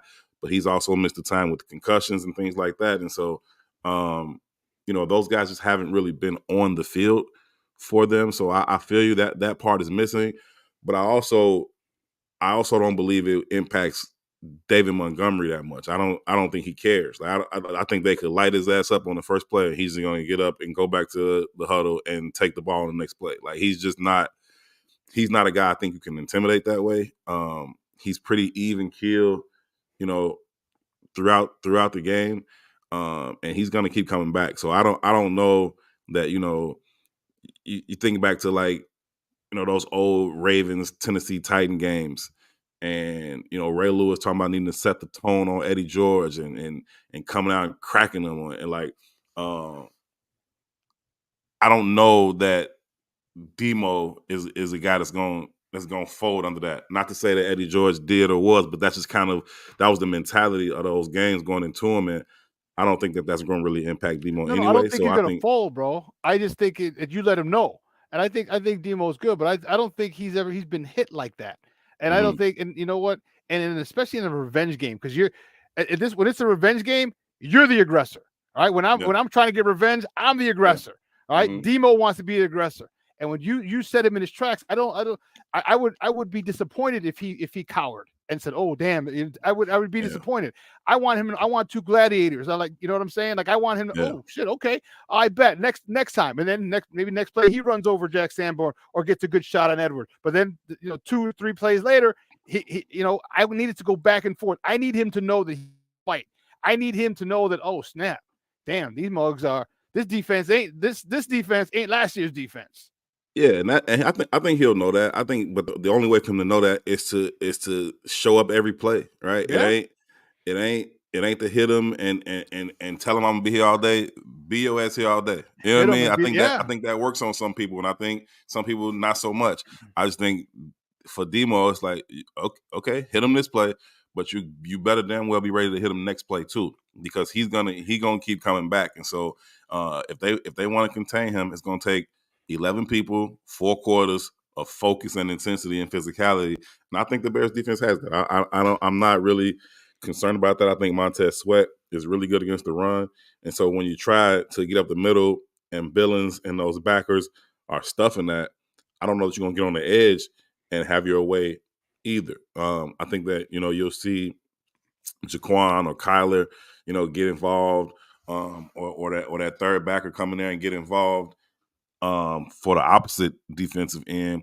But I think Montez Sweat sets the edge really, really well on his side, and I just don't think that the Lions are going to have a whole lot of success running the ball against this Bears defense. The Bears need to make sure that they are impacting Jared Goff, getting the ball out of his hands quickly, and knocking guys off of their routes. You want to be physical with some dudes?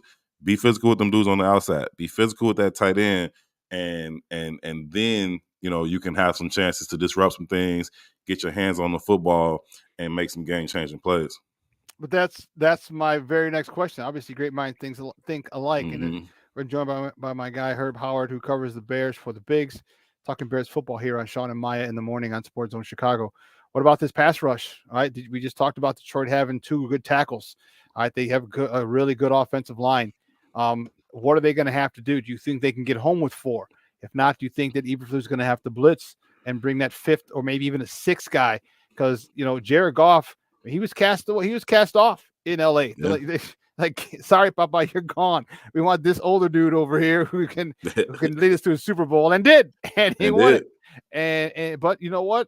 Ever since then, Jared Goff has been playing very well, and that's the thing that scares me, is that he's playing very well. And if he's protected, if he gets 5, 6, 7 seconds in that pocket, I don't give a damn who you are. It's tough to cover back there. What do we have to do to get to Jared Goff with that good offensive line that Detroit has? I mean, ideally, the Bears want to get home with 4, right? That's what they want to do.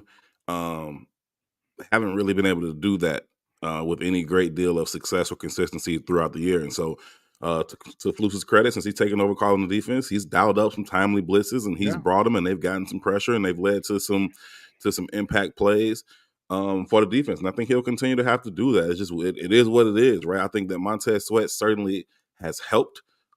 He's opened up things for other guys, especially in the middle. Talking to Justin Jones after last week's game, he had a sack, and he talked about Montez Sweat's impact in terms of those tackles and guards can't necessarily turn in on him and can't turn in on those guys in the middle as much as they were able to do before. And so he certainly had an impact in terms of that for Montez Sweat. But I still think that at times you're going to have to send Kyler, TJ, Jack, Jaquan. It's just about when you do it and how you time those things up. And if you call it at the right time, you can absolutely make an impact and disrupt the quarterback and maybe even force some turnovers. And so I think you can't be stubborn, right? You got to do what it takes. And if you can't get there with 4, then you might have to bring 5. And sometimes you might got to bring 6 and sell out. The good thing is I love the secondary, man. I'm a fan of this secondary all the way around, especially with them being healthy. I think the onus should have always been on the secondary to hold up on the back end in man coverage or in single high safety looks, as opposed to trying to make the front 4 hold up on their own and say, y'all get it done with just y'all 4 because we need to drop 7. We don't need to drop 7. You can hold up in coverage. Those guys are good back there. You need help up there. So send the extra help when you need it and put the onus on those guys to kind of hold up and make those plays. I think they're capable of doing that. So I think that Jared Goff in the offense, again, it's not a mirage. It's real. They can ball. They can put points on the board. They can move the ball up and down the field. Red zone defense is going to be key. How can you turn touchdowns into field goals? And can you take the ball away? And so that's really going to be what it's about. Jared Goff knows what he wants to do with the football. He knows where to go and where the answers are. He gets it out of his hands quickly. He's not a freak athlete or nothing like that. He's not looking to do anything with his legs in that type of way. So you know what it is. You know what they want to do. Can you stop him? Like I think it's a simple game this Sunday. It's not a whole lot of tricks and this, that, and the third. This is what we want to do. This is what y'all want to do. Who gonna get it done? Dude, I think that's perfectly put. And I'm looking for a backyard brawl, dude. That's what I'm looking for, and that's why I'm hoping that we have the horse. I hope we have the heart. I hope we have the team has the heart to say, hey, this is a good team. They're riding high. They're confident, maybe even a little arrogant, but you know what? We got some balls too. We got we got some pride too. And I'm hoping, I hope Getsy calls a good game plan to continue to literally set the tone. Because if he sets the tone and he runs that ball 30 times, I'm telling you, we go away, we win comfortably. It could be a blowout, but we win comfortably with Justin, and opening up the secondary. And I was talking with, in the first part of the show, like, man, there's a different takeoff. If you're getting punched in the mouth and they're running the ball on you, you can't. There's the saying, you got to earn the right to rush the passer. You don't take off like you're going there. You got to two gap. You got to see or penetrate and stop and look, see where that ball is, and you ain't going after that quarterback. And that just gives Justin more time to find DJ Moore, to find Cole Kmet, to find Darnell Mooney. Last question before we let you go, Papa. I always love having you on, man, and I appreciate all the time that you give me. Man. How involved do you think DJ Moore is? They know he's our number one dude. He knows he's a number one dude. Justin knows he's a number one dude. But that don't stop other 1-2 combos from stop Justin Jefferson. Don't stop Stephon Diggs. Well, okay, maybe not Stephon Diggs. Let me take that one back. Brandon Ayuk and other guys. It doesn't stop other quarterbacks from hitting their guys. How big of a game do you think DJ Moore has? Because if he has a good game, man, it opens up. It could get ugly quick. Yeah, I don't think he goes for 238 or whatever it was he hung on Washington.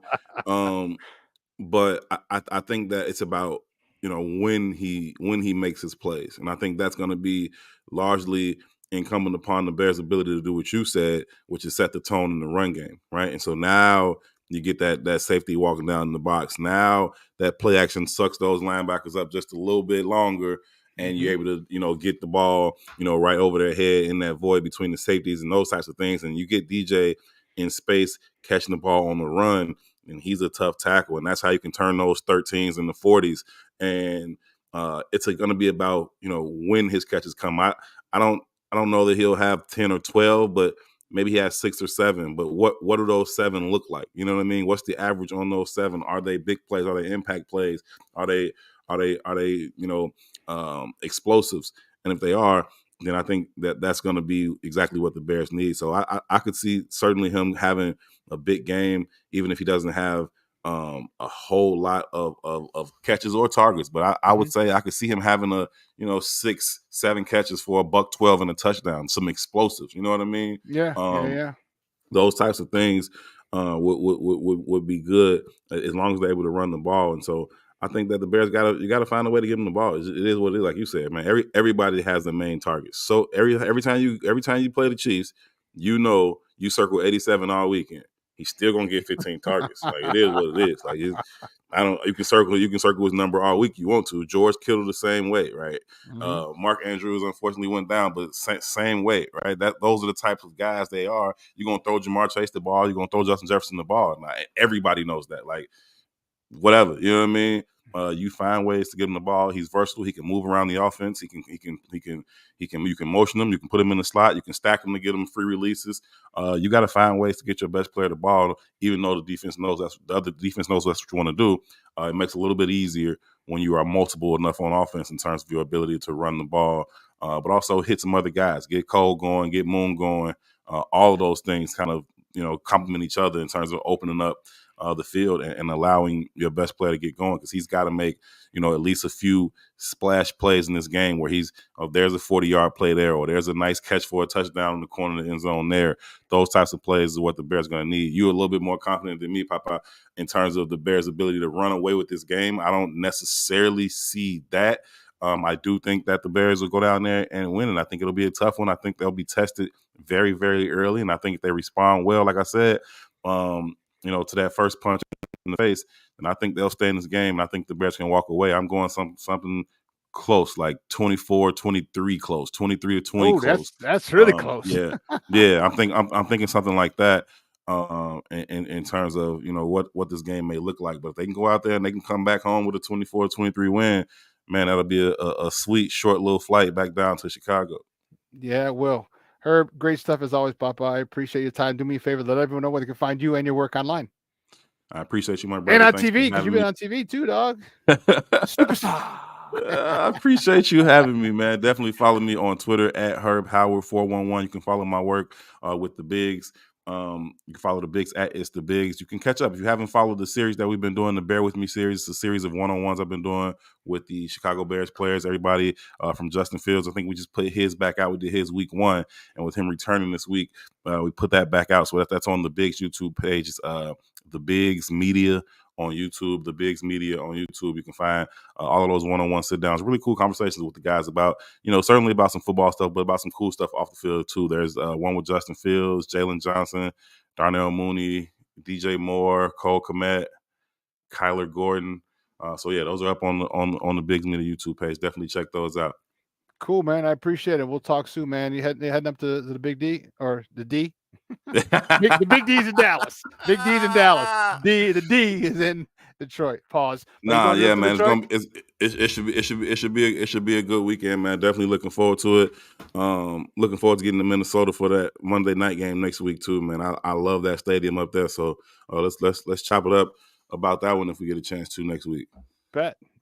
Great stuff, man. We'll talk soon. Hey, my brother, appreciate you. All right, now, guys, that's Herb Howard for the Bigs, and yeah, he said, and I told you they're primed for an upset. All right, there's a chance, and it really could set the Lions, and the Lions aren't going to be easy. All right, they're not going to be easy. They're not in first place by accident. You don't win 7 games. Oh, we happen to win. I don't know how we won. No, you know exactly how the hell you win 7 games. All right, I just feel that there's a little too much confidence, borderline arrogance. You know what? And so you know what? I'm going to ask our next guest. He's from Detroit. He's up there. Okay. He is he's been out here a couple times. Every time we play Detroit, I usually give him a call, give him a holler, like, hey man, what's going on? You able? He's like, yeah, anytime. And I love it. He's director of multimedia for Michigan Rivals. He's also formerly at 97.1 Sports Talk Radio up there. You can find him on Twitter at Dennis Fithian. Guys, let's welcome back to Shawn and Maya, Dennis Fithian. Dennis, what's up, Papa? Good morning. Hey, man, good to see you. You know, I agree and I disagree with you guys, man. I think that it's going to be a tight game, but, you know, like your point about the Lions, you know, this isn't the same Lions team from the last 5, 10, 20, 30, 40 years. This is a team that has really shown it out on the field. You know, they deserve to be the heavy favorite. But where I agree, I think this is going to be a little bit closer than where Vegas has it. I think that, you know, this seems like a field goal type game to me. I think so as well. It's personal. David Montgomery, you know, was formerly with us. He's over there now. He had a nice little game last week. Was ripped off a 75-yarder. He's gotten so much faster every year. He's gotten faster, and he looks the fastest that I've ever seen him. But that offensive line you guys got, dude, that's, you know, you built through the trenches. All right. Talk to me about how you're going to attack us offensively, because you have a really good offensive line, especially tackles. We got our guy Montez Sweat at the defensive end. How are you going to manage him? You know, he's big, $96-98 million man. We're expecting big things from him, but again, you guys got some really, really stalwart tackles. Yeah, it's not just the tackles. I mean, that's why the Lions are in the position that they are. I mean, you can talk about the drafting and free agency and everything else, but this Lions team has been built with their offensive line. First rounders at center and Frank Ragnow. Now, he didn't practice yesterday, but he is expected to go. And, you know, Decker and Sewell, you guys are familiar with Panay, with his brother playing there. I mean, those guys were both first-round picks. So, you know, they have invested heavily in the draft. And, you know, that's where it starts with this team. Like, you know, David Montgomery was pretty good with the Bears, you know, but I think the Lions offensive line is making them that much better. You know, when you have the kind of guys that they have up front, it doesn't look like the Lions are going to be without Jonah Jackson. Just got the practice report. The Lions guard, he was out today. They haven't made that official. They're going to wait, but it doesn't seem like it. I would put him in the doubtful category, but I think, that's the thing with the Lions here. The offense, I'm not really worried about the offense. I think the Lions can get to close to 30 points. I think that's why Jared Goff has been so effective. If you have a running game and you have a receiver like Amon-Ra St. Brown, I know you guys are familiar with him too, with his brother being there, that, you know, you're going to be able to. 2 sets of brothers playing each other. That's funny. I think there's 3 in there if you look closer. I have to look to see what the third one is. I just saw that heading in, but Yeah, I think the play action. That's why Goff is pretty good. He's not I don't think he's going to be an MVP, but when you can sit there, he's really good at play action because the Lions can run the ball with their two-headed monster that they have, and the Lions offense is looking, yards. They're number 2 in the NFL, number 1 in the NFC, but 6th in total points. That's what I look at. I mean, this offense, I don't think the Lions are as good as the Eagles and the 49ers, but I think their offense is an NFC championship type Material. offense. It's the defensive side, that they're going to have to really, take some strides. And this is a good matchup for them because they don't know. The Fields a little bit of a wild card. He's had success like almost every Bears quarterback has had against the Lions. But, after getting rolled over, but still winning against the Chargers last week, it's going to be interesting to see what the Lions can do on that side of the ball. Yeah, you're dealing with the number 2 ranked run defense in the Chicago Bears. This year's run defense definitely isn't last year's run defense. We've added some players. We've just signed Montez Sweat. We've added 2 linebackers, although Tremaine Edmonds isn't going to play. It doesn't look like he's going to play, but we still have Jack Sanborn. We've added Andrew Billings into the middle. I think it's going to talk to me about how you're going to handle this run defense, which is in the top 2 in the NFL. Because if you can't if you can't establish that run play, it really does a number on play action. It may, on passing downs, it really, or even on third and medium, play action really isn't as effective. And how are you going to handle this defense, with this much improved Chicago Bears run defense?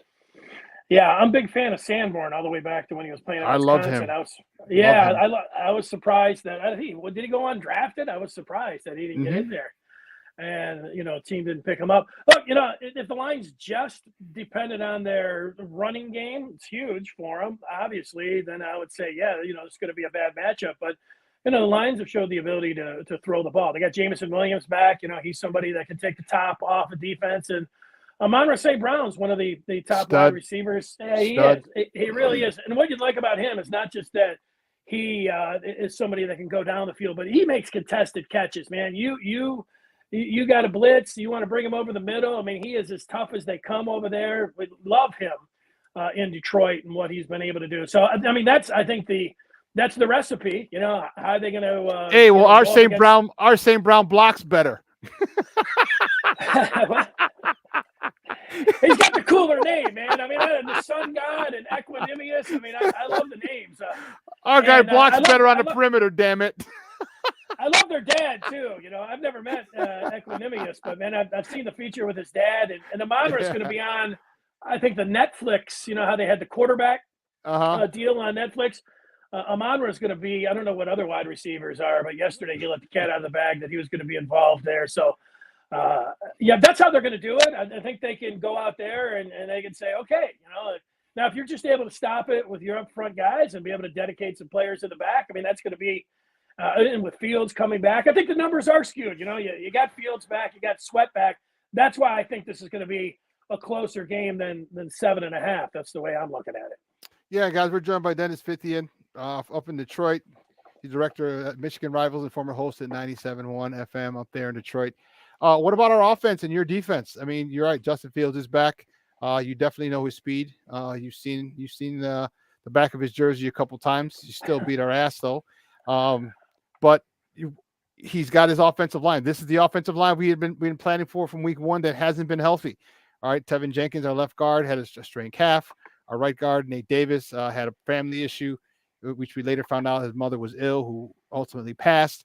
And this is the first time that we're going to have it together with Justin Fields. And we got a new wide receiver who's pretty darn good in his own right, and DJ Moore. How are you guys going to deal with – and our running game. D'Onta Foreman came in last couple of weeks, I should say. And he's really you saw what he did last year in Carolina, 900 yards after the trade deadline when they traded Christian McCaffrey. This guy's a baller. He's a powerful runner. How's your defense going to stop our offense, especially when you're not sure of Justin Fields and what he – how healthy he is, and is he going to run? Is he just going to pass? But we're going to rely a lot on that run game. How does your defense stack up?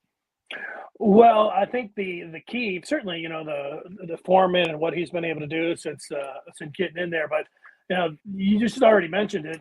This is going to be a great litmus test for Justin Fields, if you watch last week's game, you watch Justin Herbert, and just everybody knew that he was going to Keenan Allen. He kept going to Keenan Allen, and the Lions couldn't stop him.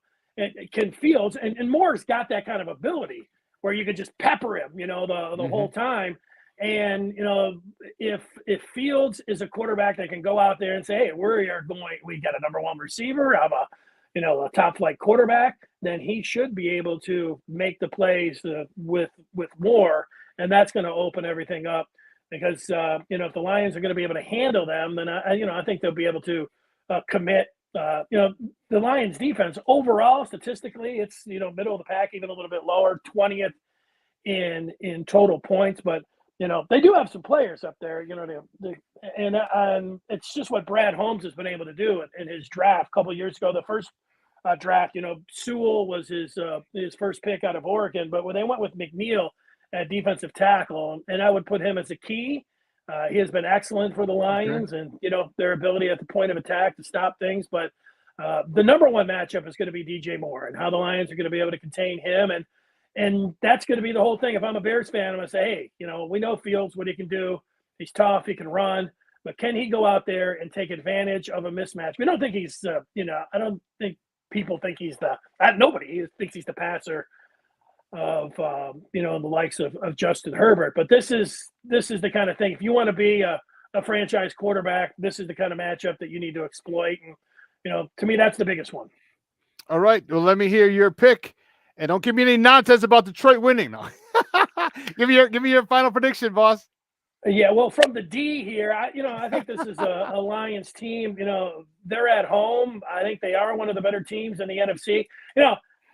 My entire life, I'm 53 years old, so every year, I'm waiting for the other shoe to drop. I did the post game for 10 years, and I had to deal with, a winless season every game. When people got their hopes up that the other shoe was going to drop, but this year you watch it, you don't have that feeling because this is a good team, and as much as I'm just sitting here talking about the Eagles and the 49ers, who I think are better than the Lions overall. The Lions can match up with them on their offensive line. And, that's what they have going for them. And I do think because they will be able to get some things going in the passing game, and they have the two-headed monster as the running game.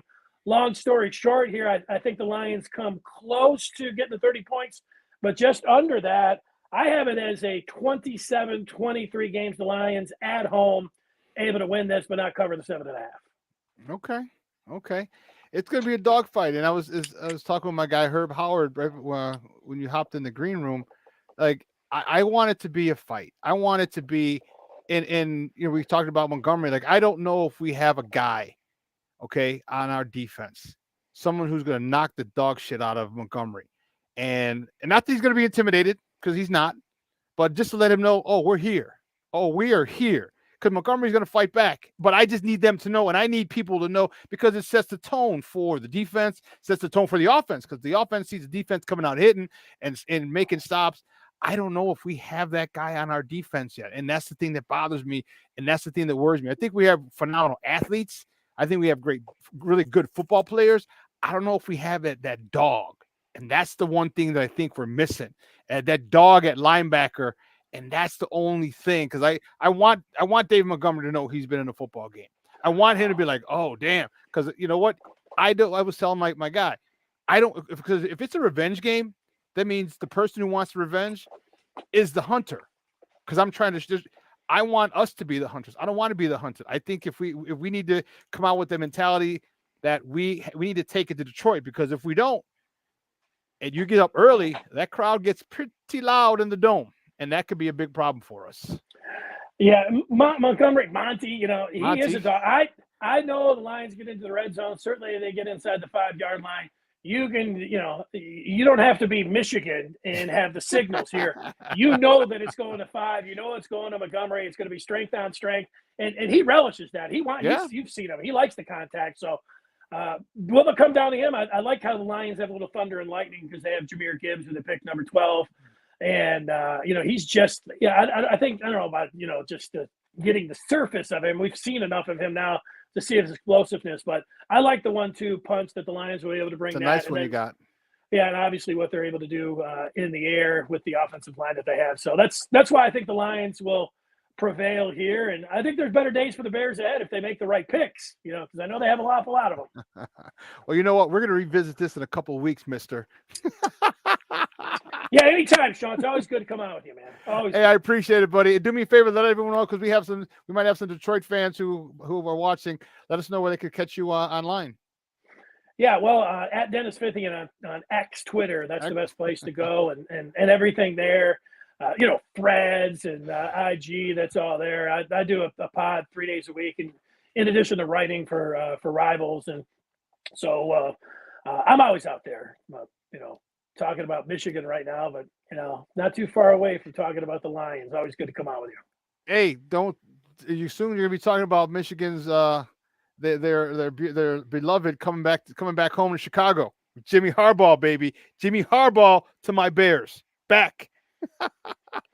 I know this. I go to the JJ McCarthy, I don't know, about a month ago, he's talking about how much NFL he said he doesn't really watch the NFL, but he said, I'm always keeping an eye on my beloved Bears. And, so I was thinking, I don't know about a top 5 pick, but, top 15 and, with the maneuverability that the Bears have with the ammunition, stay away from Harbaugh. Yeah, No, we want Jimmy. We want Jimmy. Yes, dude, you know what? And what's funny story is one of my good friends is JJ's been JJ's quarterback coach for years. So and he would always tell me this kid's going to be phenomenal. And then when he played here at Nazareth before he went to IMG during the COVID thing, and then I was like, oh snap! He said Harbaugh's been on him since 6th or 7th grade. So that's why I think he's leaving. Like it's all right, he's out. Well, JJ's gone. JJ's going to the NFL draft. All the controversy of like, maybe it's time to get back in the NFL. I don't know. Yeah, well, breaking news, Shawn. The controversy has just expanded because Michigan has just fired their linebackers coach, Chris Partridge. So that's a new development over the last 10 minutes. So wow. So he's a scapegoat? Is that what it is? I don't know. He's the patsy? I don't know if there's I know they've got 3 games that they're not going to have their head coach for. Now their linebackers coach is out, and we know that the NCAA, after this is all done, is going to come looking around. So, yeah, I don't know. The patsy might be the guy that you want as your next head coach. So, yes, bring him and here. That's not a patsy, that's getting the top dog, that's getting the Don. So, that's how it's working. Hopefully. All right, man. Dennis, great stuff, buddy. We'll talk in a couple weeks, man. No problem. See you. All right, thank you. Guys, that's Dennis 50. I'm up in Detroit, giving us a Lions perspective. Man, that is crazy. Woo, guys. 2 hours is come and gone. I want to thank my guest, Herb Howard from the Bigs, coming on, joining us. I want to thank my man, Sam Rush, for coming on, talking in the top of the morning segment. I really enjoyed that, having the verbal ping pong back and forth with Samo. Great stuff. He'll be back on Monday. I'm looking forward to that as well. Then I want to thank my man, Dennis Fithian, okay, from Detroit, from the D. Trust me, my Dallas people are like, we're the big D. Detroit's the D. Dallas is the big D. Okay. All right. All right. Whatever. Psychos. Anyway, you want to thank those guys for coming on. Man, it made this a phenomenal show, and time went just like that. You're like that. Hey, listen, it's going to be a beautiful weekend. A little cool, a little nippy, high 40s, maybe low 50s here in the Chicagoland area if you're here. But you know what? Enjoy it with your loved ones. It's going to be sunny. Find a place to watch the game. I'm excited. I'm trying to figure it out if I'm going to drive all the way to Output. My guy, big shout out to my guy Eddie G over at Output, or if I'm gonna go to my guy Local Cantina over in Oak Lawn. Yeah, I don't know. We're gonna see, but it'll be a game time decision, and I'm excited about it. I think the Bears can pull this one out. I think the Bears can. If Getsy calls the right game plan, I can see the Bears pulling it out. I can see 24-21, 24-23, something like that, something close. If they run the ball 30, 35 times, it could be bigger than that. All right? Listen, so for everyone here at Sports Zone Chicago, Elliot Baez, our executive producer, Clarence Counselor, our social media guy, my co-host, Adam Sencha, Maya Kai, I'm your boy, the SuperBack, Shawn Sierra. Don't forget, this is going to be replayed today at 6. So have a good time watching that. What's Second City Sports coming on at 12:15 Central Time, and the Smoke Fellows tomorrow at 11.